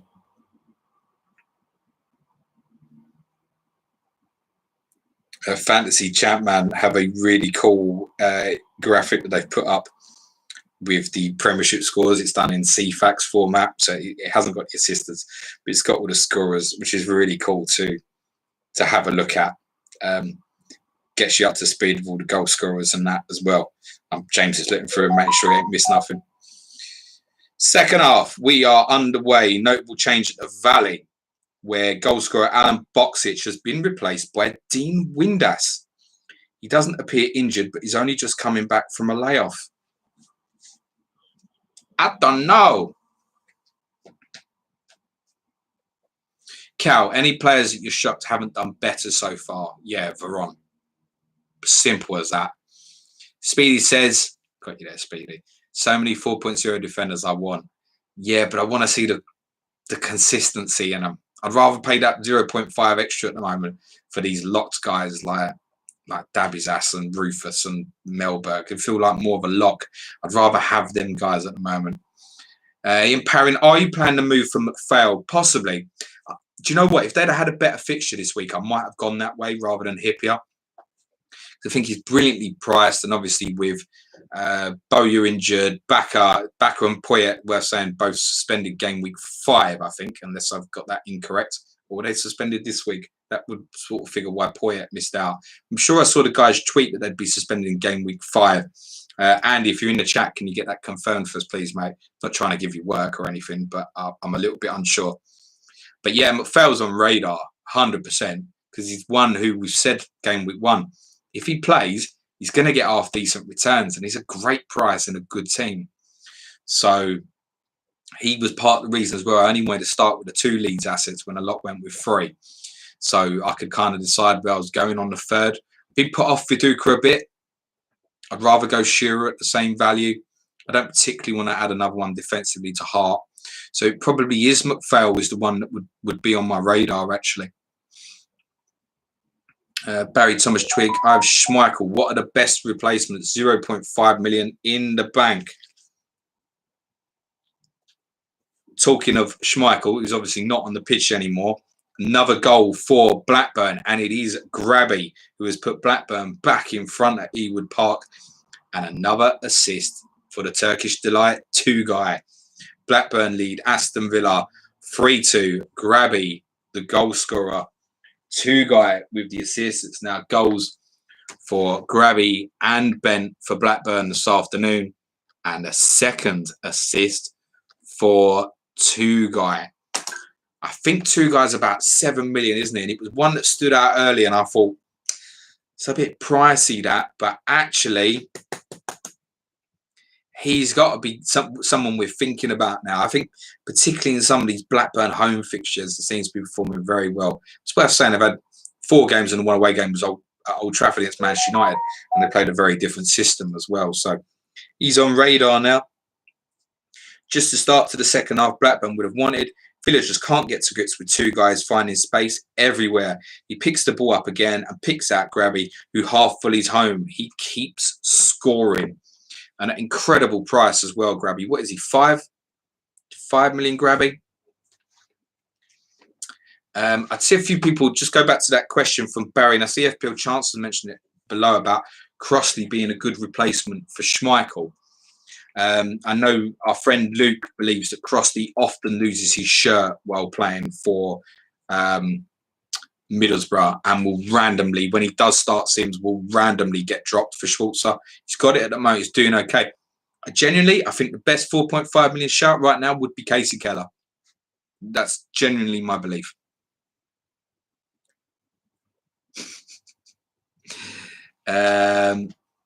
Billy Hadaway, breakout season for King Ledley. Yeah, he's hoping. Adam Baines, how do you want the real Prem to finish? I don't. I want it voided so Spurs back in the Champions League. No, it was interesting to talk to Lee and Sam off camera talking about this last night from FPL Family, and we're all very much in agreement that this season's got to be finished, and the financial consequences are too much. I believe this football season will be finished even if it's in 9 months' time. I really do. FPL Luck. Was Finidi George as good as I remember him in real life? Remember he was brilliant at Ajax, occasional glimpses at Ipswich. What's your memory of him? I think we'll be talking about him on the Thursday throwback, mate. So I know you'll tune in. Fair play to you, mate. So yeah, we will be talking memories of Finidi George on that podcast. I'm pretty sure he was part of that Ajax Champions League team, wasn't he? I'm sure he was.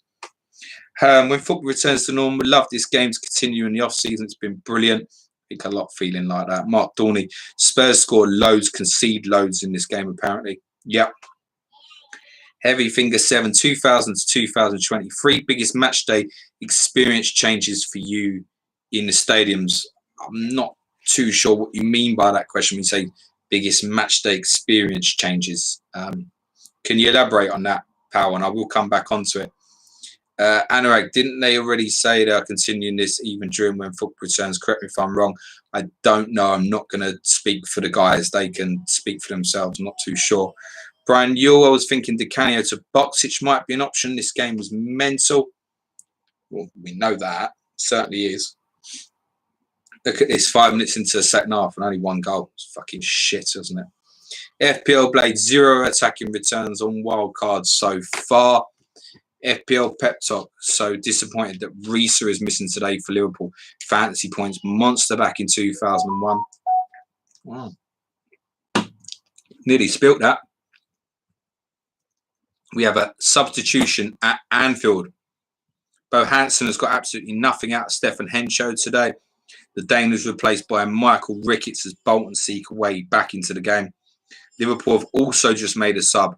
John Arne Risa is on, replacing Vegard Hegem on 50 minutes. So those on a double game week, I might have gone for Bo Hansen. He is off on a 1-pointer. And John Arne Risa is now on and also in line for a 1-pointer, but has 39 minutes to fix that. Brian Yule says, Poyet was suspended this week as I discovered when I brought him in. Ah, interesting. Jessica says, you said change at the Valley and I got scared. I knew what I was doing, Jessica. She's also happy about that 2-guy return. Jamie's in. FPL Potter, hello, mate. Grabby's on fire. Cow, Grabby and 2-guy unreal. I think Grabby's offering out as a great budget option. It is beginning to really pique interest. My fear on that would be if I just missed these 3 really good home games. Brian Newell, that homesickness talk for Grabby was a real red herring, and that as well. Yeah, I was consciously aware of that as well. Barry Thomas Trigg, 3 Villa defence, kidding me 2 weeks on. Yeah, been warned. Ike Jeffo, Viduka was the most disappointing player for Australia, so hopefully he gets going in this. Jessica Pye, 7.5 million of absolute goodness and consistency. That would be 2-guy. FPL Mac, think Paul Gerrard, Matteo Sereni, or Tim Flowers, a very solid 4.5 goalkeeper option. I think they're all okay. They're all okay. And they're all locked as first choices, as far as I would say, for those 3 as well. Perhaps a little bit of a question mark on Tim Flowers from that perspective. But he's made a very reasonable start to this season, and he's on for a clean sheet here in that fixture with Everton as well, which remains 0-0. Vicious scheme. Matt Jansen, nothing. Wrong Rovers player there. Dick Wellington, come on, Risa, earn your spot back, champ. Alex, do we know if Stanic has come on? Alex, I can say with absolute certainty that if Chelsea brings Stanic on, the guys will tweet it and I will be able to let you know. Dick Wellington says looking at Flowers from game week 9. To come back to that point from Heavy Finger 7. Sorry, James, if the question confusing. No problem, mate. Interested in what changed most for you in attending live games in the last 20 years since you've been so many live games in the Premier League stadiums? That's a very difficult one to answer because obviously mentality-wise, it's changed for me generally in terms of my experience as a fan from supporting a side that I grew up in my first 10 years as basically being a cup team who regularly finish no better than mid-table. I'm going to interject there because there's another goal at Ewood Park. Blackburn lead Aston Villa by 4-2. Jason McAteer is the goal scorer. There is no assist. Hard to see a way back for Villa now. Grabby's half volley from Duff's cross. He's beaten away by Enkelman, but it falls straight to McAteer, who bundles home. Just a point on Schmeichel. I'll come back to that point for you, Heavy Finger. Just what I remember on Schmeichel, he's obviously not, he won't be suspended for game week 5. Suspensions take 2 weeks to kick in, so that's worth amending. So you don't necessarily have to throw Schmeichel straight out if you've got, say, Schmeichel and Bywater, for example. You've got potentially, obviously, Enkelman could get picked in his place now, I guess, but you have got time to try and fix that.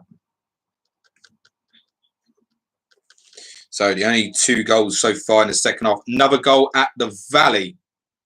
Noel Whelan, the goal scorer for Middlesbrough. Noel Whelan, the scorer for Middlesbrough. No assist there. Charlton are now 2-1 down at the Valley. Noel Whelan, the goal scorer.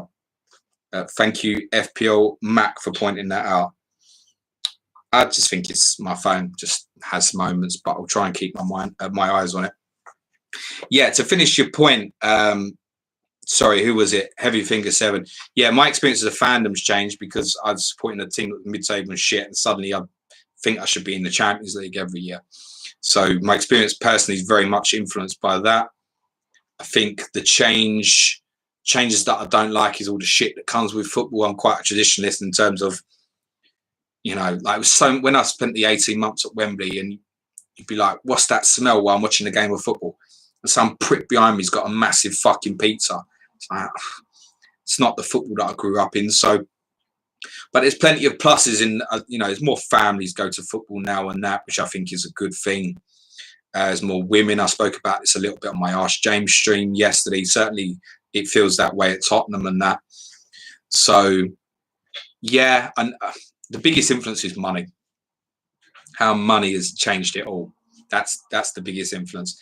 And unfortunately, that's not going to go away. James Conroy says, problem with McPhail. I've had him since the beginning. I can never get him off my bench. Pep Talk wants to know if John Arisa will score that goal. He wants to know.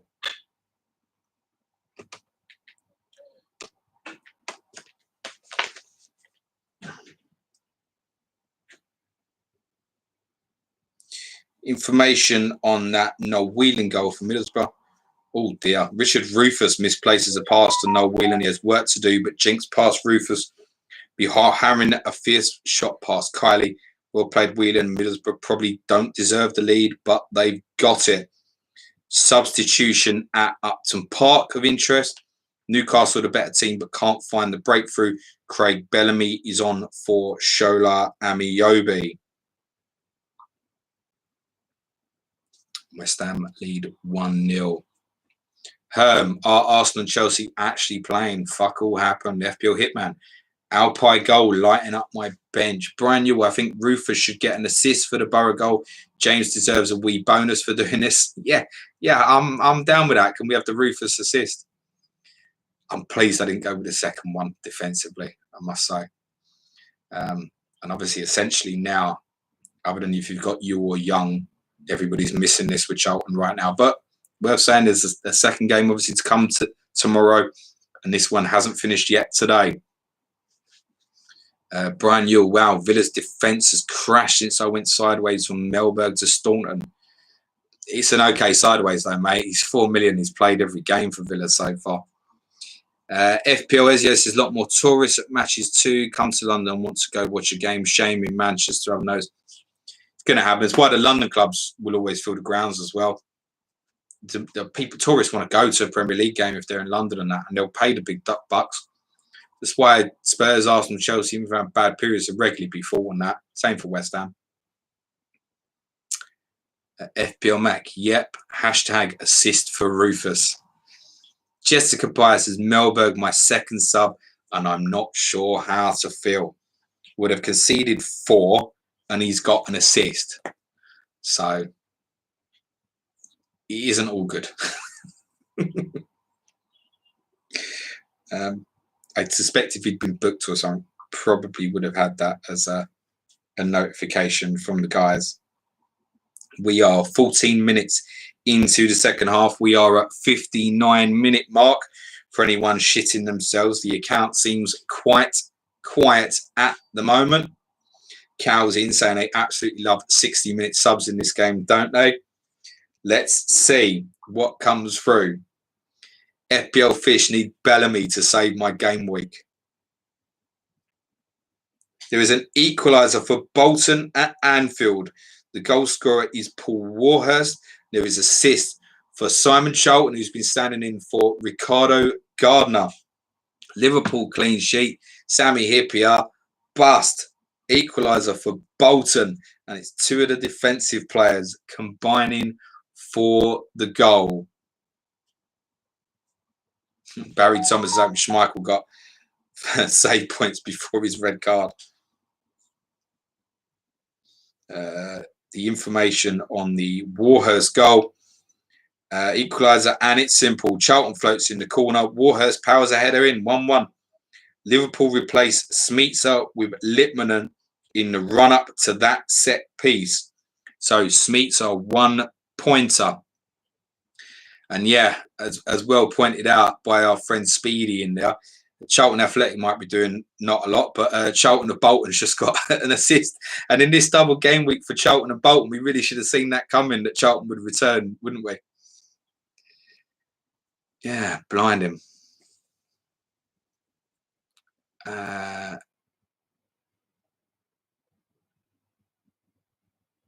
Ian Parham, War has regularly played up front in real life. Yes, I certainly remember doing that, particularly for Sheffield Wednesday in the mid-90s, also for Blackburn a little bit once he had the big money move there as well.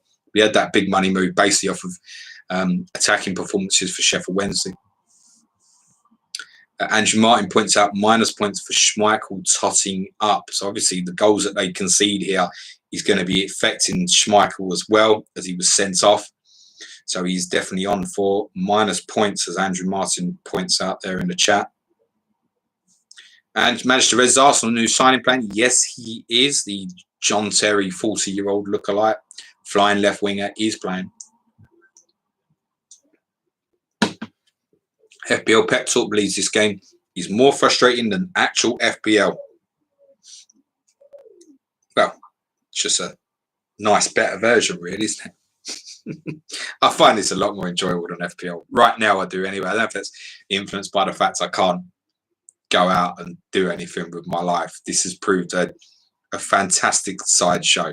And one of the things I've said, I know a lot of people have been very thankful to myself for doing these streams and that. Listen, make no mistake, it's doing me a favour as well, because I'm enjoying doing it at the moment. So hopefully we get to a position where you lot are all going to have to ask me to do it, and I'm going to say, sorry, I'm going to Spurs this week, I can't do it. But I'm thoroughly enjoying doing it as well. So it's good for me as well, I'll be honest with you. Brian Yule, oh, you never make a sub when defending the corner. Stupid error of judgment. Yeah. Cal, waiting for Michael Bolton to score for Charlton now. You got no chance on that one, I'm afraid, pal. Some information from Filbert Street that I have. Leicester still way on top, but they can't find a way past Paul Gerrard. Couple of pre-60-minute subs here. Frank Sinclair on for Robbie Savage. And Steve Watson on for David Weir.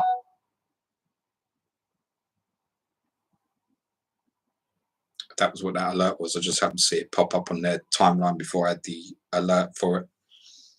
I don't know if our friend Dan FPL Chance in the chat. I think he's got David Weir, isn't he? You might have just missed out there, mate. Our friends HFBL Tips in the chat. Hope you're well. You're fine, mate. Did you get yourself sorted for a team for game week 5, mate?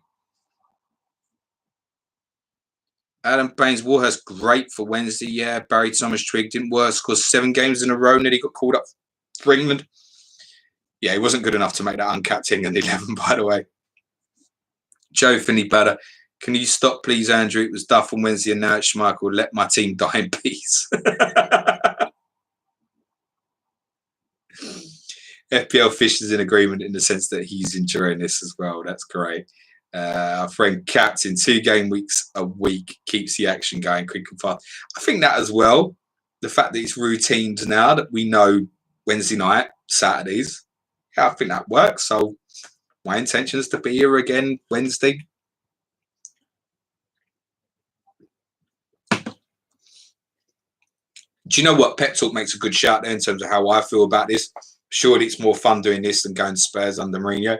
There is that as well. Like FPL is a secondary importance to whatever's happening with Spurs for me. Whereas in terms of this game, the importance is actually what my team is doing. Whereas in FPL, it is the secondary thing. Because I could have like an Arsenal player in my FPL team and I want him to blank. Believe me. So whereas this is the physical game. If I had an Arsenal player, I don't really give a shit. Yeah, great if he returns. FPL chances benched. We are playing Unsworth. Good man. Joel Stout on for David. Unsworth owner gets a massive fright. Oh, I can't help the fact they're both called David. Sorry, Joel. Simon Dowling saying, hey up. A FPL tip says, I did not actually. I decided against playing it myself. I'm following it all and looking what's going on, not playing myself. Took it as an opportunity to take a break. That is absolutely fine, mate. You are welcome in this chat, my friend. Simon Dowling, this is fucking crazy. I have no idea what's going on today. Sold Burley for Wilcott's captaincy, could still be okay. Gotta love the double game week madness. We have some substitutions at Highbury. Classic CM. Substitute Martin Keown is replaced by Matt Upson. Keown played 35 minutes.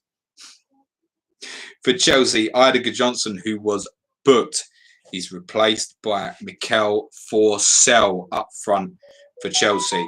So Johnson off. There's also substitution at the Valley. Noel Whelan looks to have tweaked his hamstring and limps off the field to be replaced by Hamilton Rickard. Crossley has made a couple of decent saves from McAllister and Bartlett. Burrow will be hoping this change stems the tide a little. Sounds like Charlton are putting pressure on. I have an alert from my Arsenal correspondent that might interest you. Written a really random article about Thierry Henry's winner against Leeds in 2012. We will get that posted on planetfpl.com in the week. Good man, our Adam. It was his birthday in the week. He's 24 or something. I'd still ID the fucker anyway. Geezer couldn't grow a beard even if he tried. So, yeah, second half a little bit quieter, isn't it? Certainly for sure here in terms of goals. I suspected it would be, having got such a rally of mentalness, if you will, in that first half.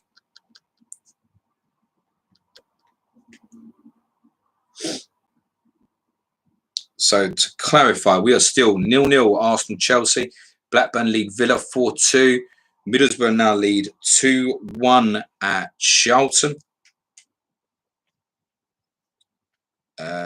Derby lead Ipswich 3-1. Leicester and Everton remains 0-0. Liverpool and Bolton is now 1-1. Paul Warhurst cancelling out that Igor Biscan early opener. Spurs still lead 4-1 at Sunderland. And West Ham still lead Newcastle 1-0 through Joe Cole's goal.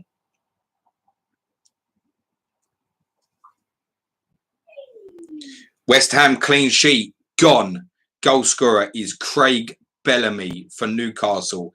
Assist for Laurent Robert. Goal for Newcastle at Upton Park. Craig Bellamy, the goal scorer. Assist for Laurent Robert. I feel better about leaving Hislop out now. Bloody hell. Mercedes plays a peach of a pass to Laurent Robert. He heads the ball down to Bellamy, who drives a left-footed shot low towards goal. All to play for here with just over 20 minutes to go. FPL Chancellor saying Whelan injury annoying. He was my favourite route out of Dwight Blank. Well, it's up to you, Dan. Get it. Simon Dowling, bollocks, lol. Matthew Milton, Robert isn't frustrating anymore. He's got you a return there, Laurent Robert. James Street, FPL Fish will be happy. That's just the update. I'm trying to beat the feed now on the alerts, guys. I might be ruining the suspense a little bit, but I'm a little bit nervous of missing something now. Clayton Fernandez, Bellamy coming on, blocked Alpine, emotionally confused. Well, I think you're better off there with the amount that Villa have conceded, probably. Bellamy probably more likely to walk into some sort of bonus, possibly, as well. FPL pep talk, Robert to Bellamy when I have Solano and Shearer, typical, yeah. Joel Stout, me too, Joe. Tips ain't playing, but he's loving it. Gary Shepherd, Sacre Bleu. Lauren. Heavy fingers, a classic FPL reaction. Give it to Shearer. Yeah, everybody getting that tweet for the Bellamy goal. Give it to Shearer. FPL Fish is relieved. Good. Pleased for you. We are 25 minutes into the second half. So we're up to 70 minutes during this second half. Oh, shit. Battery's low. What's all that about? Imagine that. That'd be a fucking state, wouldn't it? Hold on, guys, while I plug this shit in. Fucking hell. Imagine that if I just cut in and went, go at the valley. No battery left. Dead. I just forgot to plug the thing in like a proper idiot, as I am. So, still goalless at Highbury and Filbert Street. Clean sheet's gone nearly everywhere else, isn't it? So, in fact, it's just both teams have scored in all other 6 fixtures, as far as I can see. So, it's only Arsenal, Chelsea, Leicester, Everton with potential clean sheets. Those fixtures 0-0 at the moment. Let us know if you've got any of the defenders from Arsenal, Chelsea, Leicester, Everton we might not have already picked up in this chat. If Rob picks it, Sidge is on standby with his camera and microphone when James loses power. He really hasn't. I would have shit myself, Rob. You know me. Technology is not my forte. FPL Hitman, this game is maddening. Absolutely is. Just making a note of that. Bellamy equaliser there, and Robert, I believe that's his first attack returns for both this season. Jessica Pye says, my 0-0 at Highbury is still on. Brian Yule, Desai is going to be so mad I benched him. I'm a dead man. This was always going to be a really tricky week with Arsenal playing Chelsea and Leeds playing Manchester United with the defensive ones. That's why I'm disappointed. Obviously, Bolton scored at Liverpool to blow that Hippier clean sheet. But I know Liverpool will have consistency. That said, it's worth saying Liverpool, obviously, this is their second league game. 1-1 at home to Southampton. Currently now, 1-1 at home to Bolton is not great, but they are back in front. Goal for Liverpool, and the goal scorer is Jari Litmanen. There is no assister. 72 minutes gone at Anfield. Jari Litmanen, the goal scorer. No assist. Let us know in the chat if you've got Litmanen. I bet there's not many.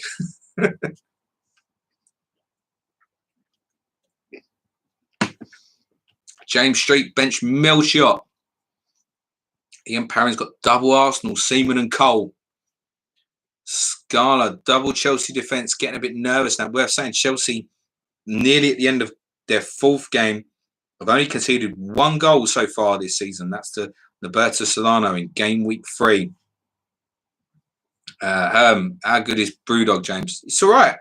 It's 5.6. It's enough for me. I'm not one of these fancy connoisseur geezers, but yeah, decent little bit of brew that. Manchester Reds, come on, Wilcox, be a beautiful human being, showing great character.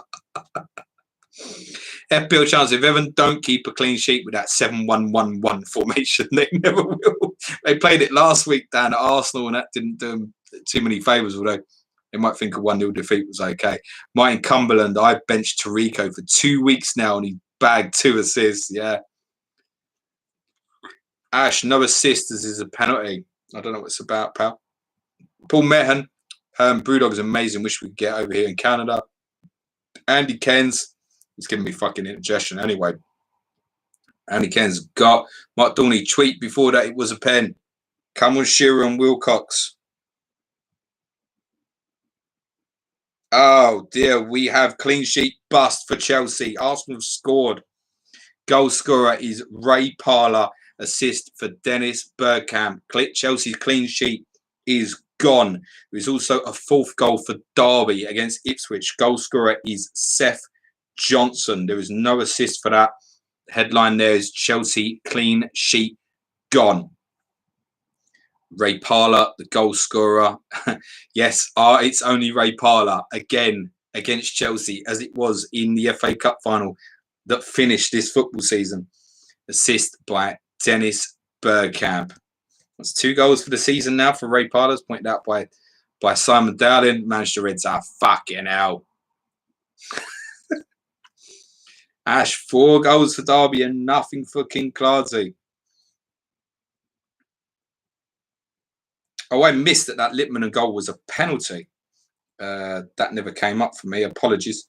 Barnby played in Litmanen. Goodney Bergson pushes the Finn in the back and he goes down. Penalty. Litmanen picks himself up to take the penalty. He makes no mistake, stepping up and sending fellow countryman Jaskalainen the wrong way. Looks like Didi Hamann is coming on shortly. We understand Gerrard is the man to be replaced. Everton's clean sheet is gone. The goal scorer is Muzzy. Is it? There is no assist. Update on the Ray Parlour goal. Lovely team goal. Parlour plays to Lundberg, who picks out Bergkamp. He plays a precise through ball to Parlour, who blasts it into the top corner. Cracking from the Romford Pele. Chelsea then replace Babiaro with Gronkiar. Information on the Muzzy Is It goal. Damien Delaney crosses in for Joby McAnuff, whose shot is blocked by Steve Watson, who I missed coming on perhaps.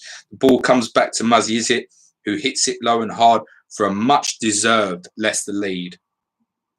And on the Seth Johnson goal, an absolute rocket from Seth Johnson. He picks up Bramble's headed clearance, takes a touch and strikes an absolute perler into the top corner. Derby have not really been any better than Ipswich, but they lead by 3. So perhaps a little unfair, the scoreline on Ipswich there is worth noting. But Derby lead them by 4 goals to 1. That was a nice little flurry there. So Litmanen possibly on penalties for Liverpool as and when he plays. Manchester Reds, anyone heard about supermarkets stopping the sale of alcohol and other non-essential items? Fucking better not, mate. Simon Down, it's a terrible FWL week, but always happy to see Everton get beaten. I suspect, and you can correct me if I'm wrong, but at the moment, Averages looking very, very low.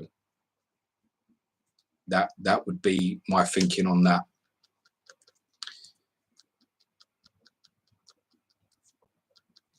So the only ones who can possibly hold on to clean sheets here are Arsenal, and I suspect there will be a little bit of ownership floating around on likes of Ashley Cole, Judas, David Seaman, perhaps Ralph Lauren, and perhaps Leicester.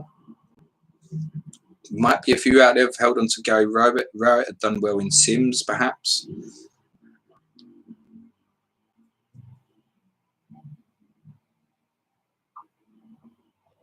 Goal for Newcastle at Upton Park. Alan Shearer, the goal scorer. Assist for Craig Bellamy. Alan Shearer is off the mark for the season. That's now goal and assist for Craig Bellamy. Quite a few in the chat getting pretty happy about that news. I also have team news coming for Fulham and Southampton that I'll go through in a minute. But just to confirm, Alan Shearer has now put Newcastle in front at West Ham. Craig Bellamy now has a goal and assist at only 6 million. I'm really pissed off that I seem to be getting some notifications and not others, pissing me off a little bit. Sorry about that, guys. Let's see what we can get here. So, information on that Newcastle goal for Shearer. Bellamy turns provider. Roberto curls the ball into the near post. Bellamy knocks the ball on beautifully, and Shearer gets up to head home. Newcastle now look like they're setting up to defend their lead. That is a big goal for the 9% who have captained Alan Shearer. Right, let's do the Fulham Southampton side. What stands out here? Changes, I think, certainly for Fulham. Front two, Barmore and Marley players, important to say. But certainly some changes at the back and in midfield. Malbronk, Stolzer, Legwinski all play again. The Fulham lineup, 4-4-2 as per usual. Van der Sar in goal. Harley, Gomar, Knight, Corrigan at right back. Stolzer's left midfield. Bjarne Goldbeck, right midfield. Legwinski in midfield with Malbronk, given license to push on as per usual. Barmorte up front with Marley. Substitutes outfield for Fulham are Lewis Sahar, Sean Davis, Kieran McAnespie, and Barry Howes. For Southampton, no place again in the starting lineup for James Beattie. Anders Svensson is back in that lineup. Dan Petrescu, I notice, is at right back. The Southampton lineup is Paul Jones in goal, Wayne Bridge left back, Lundic Farm and Rory Delap centre half, Dan Petrescu right back, Murray and Draper in midfield, Svensson on the right, Howard on the left, Bahars up front with Kevin Davis. Beattie is amongst the subs with Matt Letizia, Jason Dodd and Francis Benali. I think what Simon says there at the well and others have said previously that Anders Svensson is absolutely a name to keep an eye on. Definitely.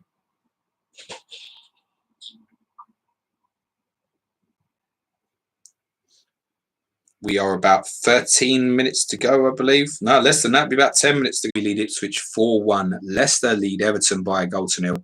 Liverpool 2-1 up against Bolton. Spurs still lead 4-1 at Sunderland. Newcastle lead 2-1 at West Ham. There is a fifth goal for Blackburn. It is Corrado Grabby again. An assist, finally, some return for Matt Janssen. Grabby has his second of the game. Janssen finally with a return. 9 minutes to go at Ewood Park. 5-2 to Blackburn. Grabby, the scorer again. Matt Janssen assist. I suggest this Grabby bandwagon may take off now. If people looking to move off sort of Yule value, you got someone like me who's got Yule and Canuti thinking, can I go down to him? And can I go up the other way to a Shearer with the rest of the money? Works, doesn't it? So we'll see. I think Yule to Grabby might be one that people are looking at, and then that ignites hit possibilities strongly. So one to keep an eye on. Johan Montins in the chat says Svensson is back, my favourite player of all time. Hope he will stay in the starting 11. Richard Skeen, to think people were doubling up on Villa. I've seen a few treble ups, Rich. There's someone in this chat who I know's got the treble. Simon Dowling, who is going to sell Veron? No doubt will get returns, but for 12 million, it's madness. Speedy Reedy TV. Tarico with BPS after an assist and 4 conceded would be mad. I wouldn't rule it out, mate. Remember, he's a wing back as well. So, obviously, in the game, he's classified as defender, but positionally in the game, he's a wing back. I don't know if that influences it in any way. I don't know. Barry Thomas Trigg, I was at Southampton Uni in the 0102 season. Beattie was always out in the nightclubs. That doesn't surprise me. It was a few years after that. We had the sort of around 03, I think, was when he really put pressure on for the England squad. He played 4 or 5 times for England, and deservedly so, actually, at the time. He was never going to get the team regularly with like Rooney and Owen and that. Scarlett points out John Collins, obviously not part of that Fulham squad. Lots of alter sub points. James Street has Fanidi to come in, he thinks. Richard Skeen saying now he's getting Ian Hart off the bench. James Conroy, John Collins no show brings Tarico off the bench. Brian Newell, Martin Corrigan in the Premier League is weird to see. He is now a driving instructor. James Street, no John Collins. Unfortunately, not, mate. Clayton Fernandez, Bellamy may have blocked Alpine, but no Collins in 5:30 means I get the defend goal after all. Happy days. Blackburn might get a few more yet, mate.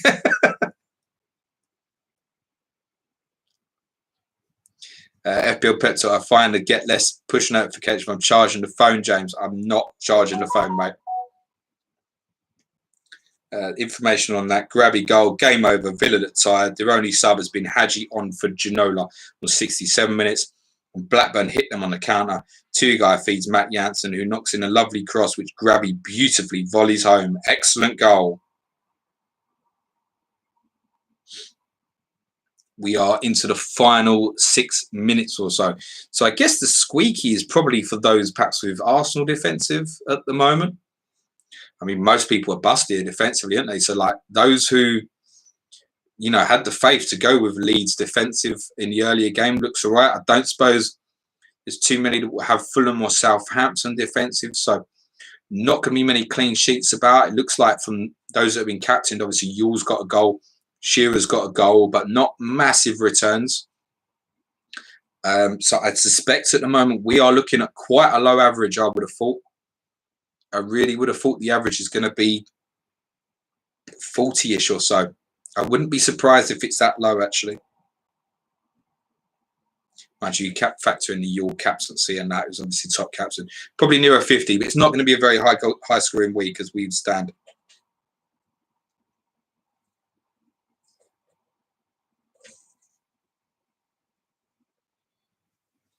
Five minutes to go. Jessica Pye, Ashley Cole, keep it clean. I don't think that's something that Ashley's very capable of, Jessica, if I'm honest. FPL Peps will be so happy if Hasselbank wipes out that Arsenal clean sheet. Clean sheet wipeouts looking for a late Zola return. Jack Van Plo needs Stanic to stay on the bench. McPhail first bench. Could you be this week's Damien Duff? Manchester Reds again. Yeah, lots of chips used this week as well. Sean Murphy's looking for another from Shearer. Auto Recluse is having what we now know as the Rory game week. Simon Downing forwards much better value in my opinion. Mids is a minefield. Beginning to look that way, mate. Andy G, the golf pro, late corner. Can we have a quick latest score roundup, please? Yes, we can, my friend. So Arsenal lead Chelsea 1-0. Parlour with a goal. Bergkamp assist. Blackburn lead Villa 5-2. Goals for Marcus Bent, Hignett, McAteer, 2 for Grabby, 2 assists for 2-guy, also assists for Curtis and Matt Jansen. Balabai and Alpine with Villa's goals, Melberg and Boateng with the assists. Schmeichel sent off for Villa. Jason Newell was the Charlton goal scorer that put them in front. Luke Young, the assister. Middlesbrough have recovered to lead 2-1. Goals from Boxish and Whelan. There was another assist for Dean Gordon, who was part of that Boxish equaliser just before half-time. Derby somewhat fortuitously lead Ipswich by 4-1. Goal and assist for Burley and Powell. Also a goal for Malcolm Christie. Seth Johnson got Derby's fourth. It was, the Ipswich consolation was scored by Fanini George, assisted by Maurizio Tarico. Muzzy Izzet has scored the only goal at Filbert Street as Leicester lead Everton by 1-0. Liverpool lead Bolton 2-1. Igor Biscan and a Yari Lippman penalty. Nicky Barmby had assisted Biscan's opener. Simon Charlton assisted Paul Warhurst Bolton equaliser. Spurs lead 4-1 at Sunderland, which was the half-time score. Stefan Schwartz sent off early there for Sunderland. Lillian Laslandis with their goal. 2 for Teddy Sheringham. A goal for Les Ferdinand. Everson with a goal and assist. There were also assists for Darren Anderson and Christian Ziege. And Newcastle now lead from behind 2-1 at West Ham. Joe Cole opened the scoring for West Ham. Paolo Di Canio assists. Bellamy has a goal and assist. Also assist for Lauren Robert, and Alan Shearer had put Newcastle 2-1 in front. There is your roundup. A couple of minutes to go. FPL Bricky, Melchot, get up that right side like TAA, my boy. Rory, 1 goal in 2 weeks. I likely put more time into planning than 99% of others, running 70+ CM simulations. This sim is playing out nothing like the other ones. A complete anomaly. Would have been better picking names out of a hat. Yeah, pick names out of a hat, Rory. You'll have more fun with it. Andy G, the golf pro. Cheers, Jeff. Your captain and Shearer owner. Cole and Hart, cleanies, not so bad. Ashley Cole does not have that clean sheet yet, mate. You are tempting some fate, boy.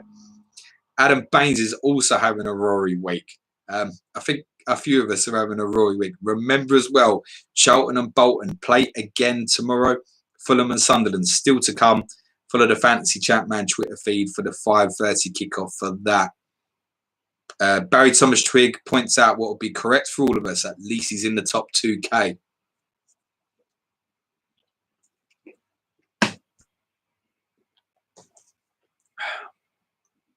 Paul says, Rory expressing all the truth. Simon Dowling, think it's going to be a Rory average this week. Yeah, Rory, I think your game week is very similar to a lot of people's game week at the moment, mate. There is nothing update-wise since that grabby goal for Blackburn on 81 minutes. It just leads me to think something is about to pop. Captain saying, Paul, Rory, we're here for you, bro. Rory, you know as well. You jump in my DMs, mate, if you need to talk about it and shit. It's all good. Jessica Paya basically walked into this blindfolded. No Sims. Uh-oh. We have a goal from Titus Bramble for Ipswich at Derby.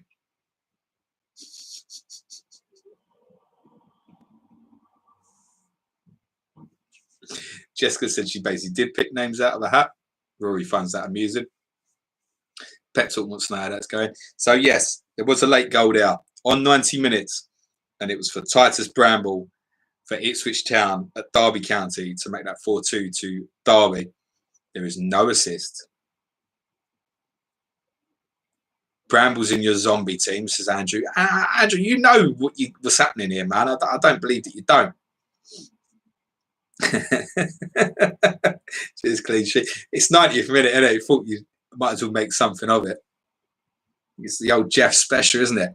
And a goal. But for who? Chris Kamara.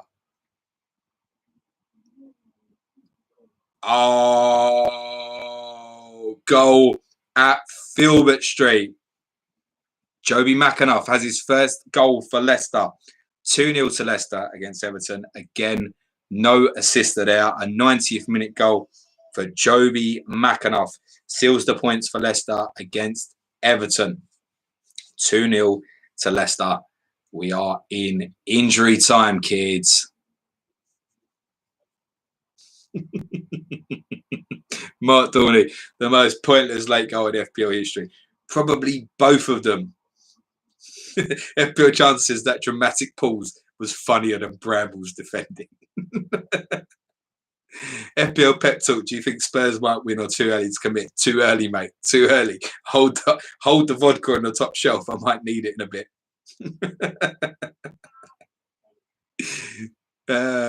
James Conroy. What is Sturridge even doing at Leicester? I don't know. What is he even doing?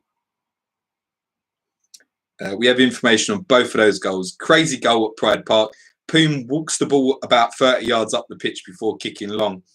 Bramble collects the ball all of 70 yards from goal and arrows a perfect long distance lob over Poom. What the? What the hell? Titus Bramble scored from 70 yards, guys. We should have got excited about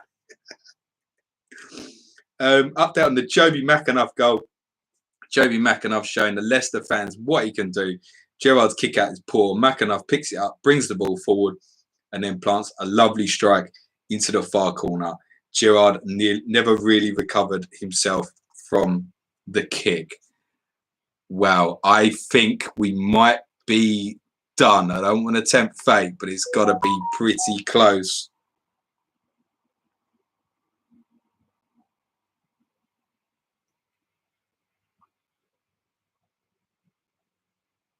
We are at full time, guys. Arsenal and Leicester clean sheets locked in. That is game done. So to clarify, if you want to go all the fucking goals and assists again, go back 5 minutes, honestly. Arsenal beat Chelsea 1-0. Blackburn 5-2 winners over Aston Villa. Middlesbrough won 2-1 at Charlton. Derby 4-2 winners over Ipswich, which includes a 70-yard strike from Titus Bramble late in the game. Joey McAnuff late doubling Leicester's lead in a 2-0 victory over Everton. Liverpool beating Bolton 2-1. Spurs have won 4-1 at Sunderland. Newcastle have won 2-1 at West Ham.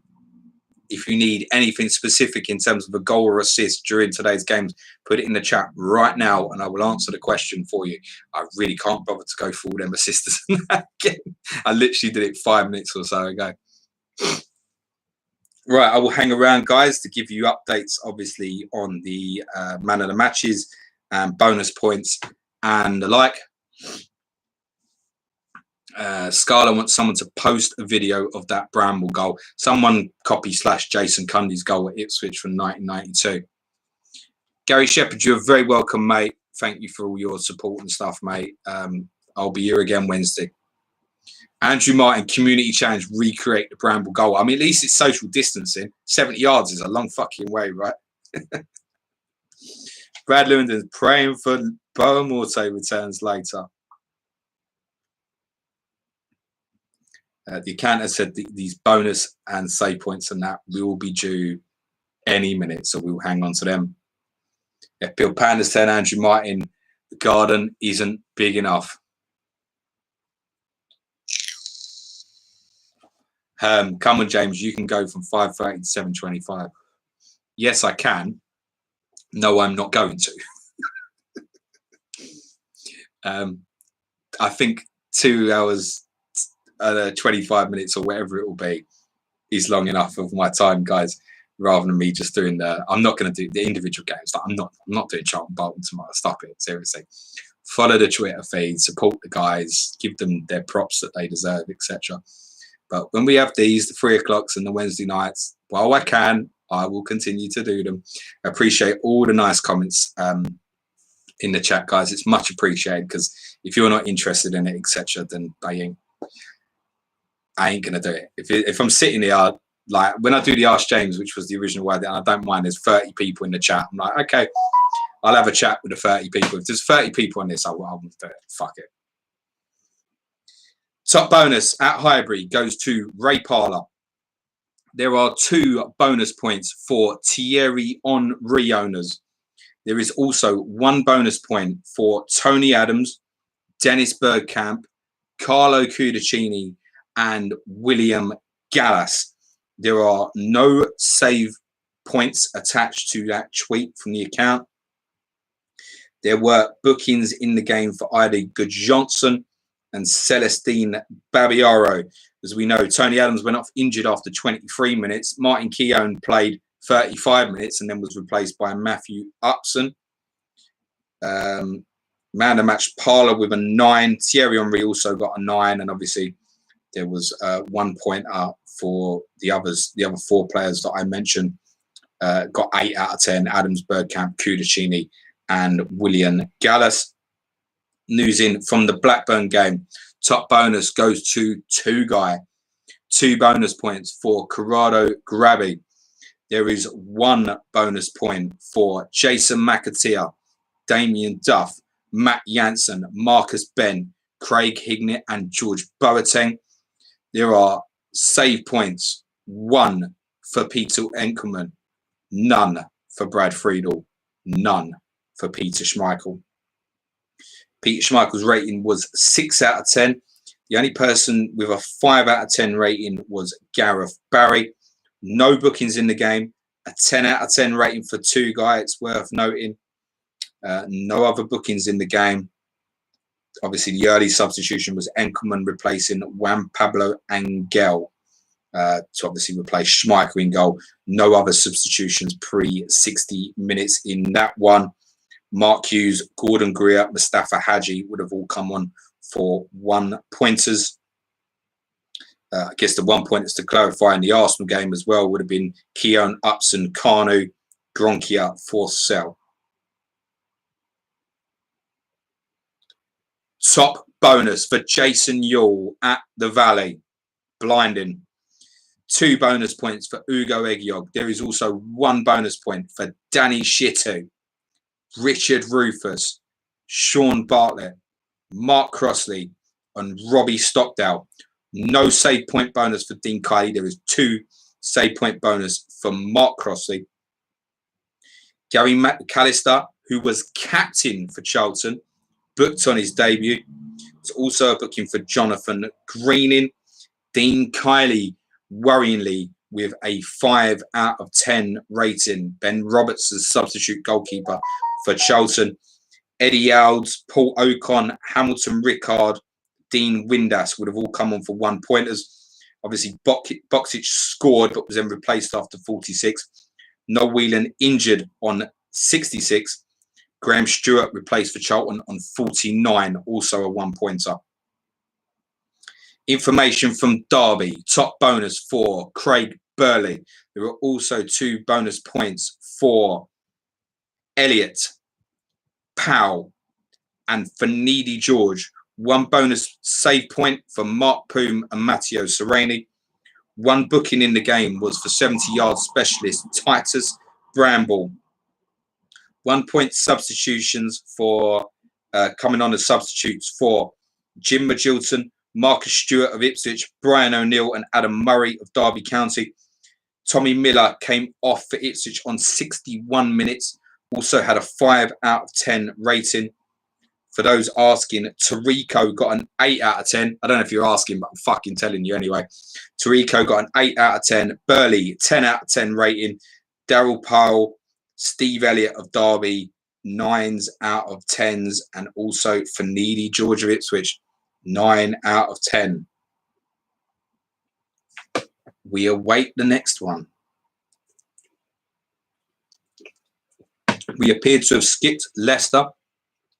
We go on to Liverpool in their 2-1 victory over Bolton.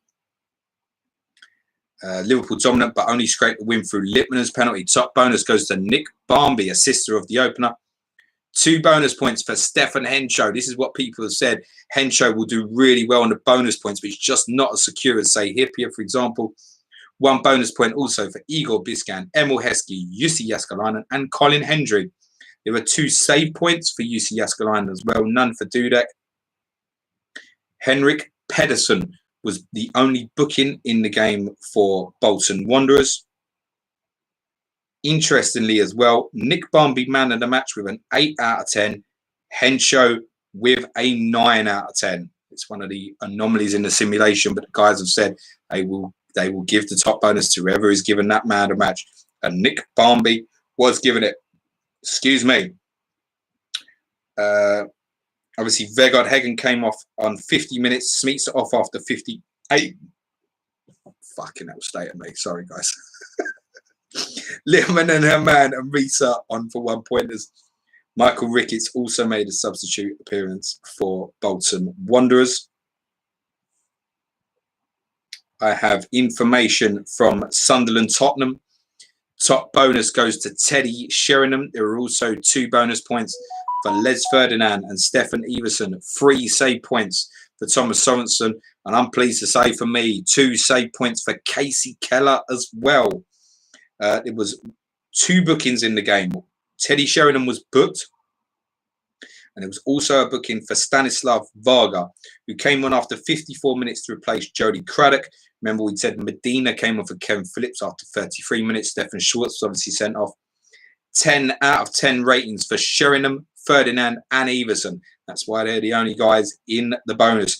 Christian Ziege, who was captain for Tottenham, is incredibly unlucky not to hit bonus with a 9 out of 10 because the 3 ahead of him all got 10 out of 10s. We have the information on West Ham Newcastle. Top bonus goes to Craig Bellamy. There are 2 bonus points for Alan Shearer. There is a bonus point also for 3 players. Laurent Courtois of West Ham, Shay Given and Laurent Robert of Newcastle. There's also 2 save points for Shaka Hislop. So Hislop, Keller, toss a coin. Didn't particularly matter, did it? And another save point bonus for Shay Given as well. Freddie Canute, I note, with a 5 out of 10 rating for West Ham. I am missing the information on Leicester and Everton. And I now have it. Top bonus goes to Joby McAnuff. There is also 2 bonus points for Damien Delaney and Matt Elliott. That's your lot. 3 save points for Paul Gerrard. 2 bookings in the game. Andy Impey and David Unsworth. There were substitute appearances for Frank Sinclair, Arne Gunlaugson and Steve Watson. Watson had replaced David Weir after 52 minutes. Sinclair on for Robbie Savage on 58. Arne Gunlaugson made an injury time appearance replacing Dean Sturridge. Impey and Unsworth both booked, if I didn't mention that. Joby McAnuff with a 10 out of 10 rating there. Delaney and Elliott both with 9s. What I should have mentioned from Newcastle as well. Obviously, Bellamy replaced Amiobi on 54. Todorov also made an early introduction for West Ham, replacing the injured Trevor Sinclair. Spurs made no substitutions in their 4-1 victory over Sunderland. The only substitutions in that game, as I said, were Medina and Varga. That takes you through to the end. Thank you very much, guys. Hope you've enjoyed this stream. Game week 4. Like, share, tell your mates. Bollocks to that. Let's all do it again Wednesday night. Good luck in the Fulham Sunderland game later this evening. And good luck in the Charlton Bolton game tomorrow. Make sure 100%, guys, that you catch up with the Fantasy Champ Man stream on YouTube tomorrow night featuring Andy and Dave Simple Goal, where they'll be running through some stuff through the game and that. It is essential viewing if you want to do well at this game. They'll be live on YouTube at 9:30. If you want more of me today, God knows why you would, but the podcast audio of the first half of a 2-parter that I've done with Lee and Sam from FPL Family is now available on Audio Boom and whatever channels they post on. I believe that Lee will post a video on YouTube later this evening. The second part of that, which is a look back on the Champions League from last season, featuring Liverpool and Spurs, will be available next Saturday. Other than that, guys, really enjoyable. Thank you for your time this afternoon. Enjoy the rest of your weekends, and ciao for now. Thanks, guys.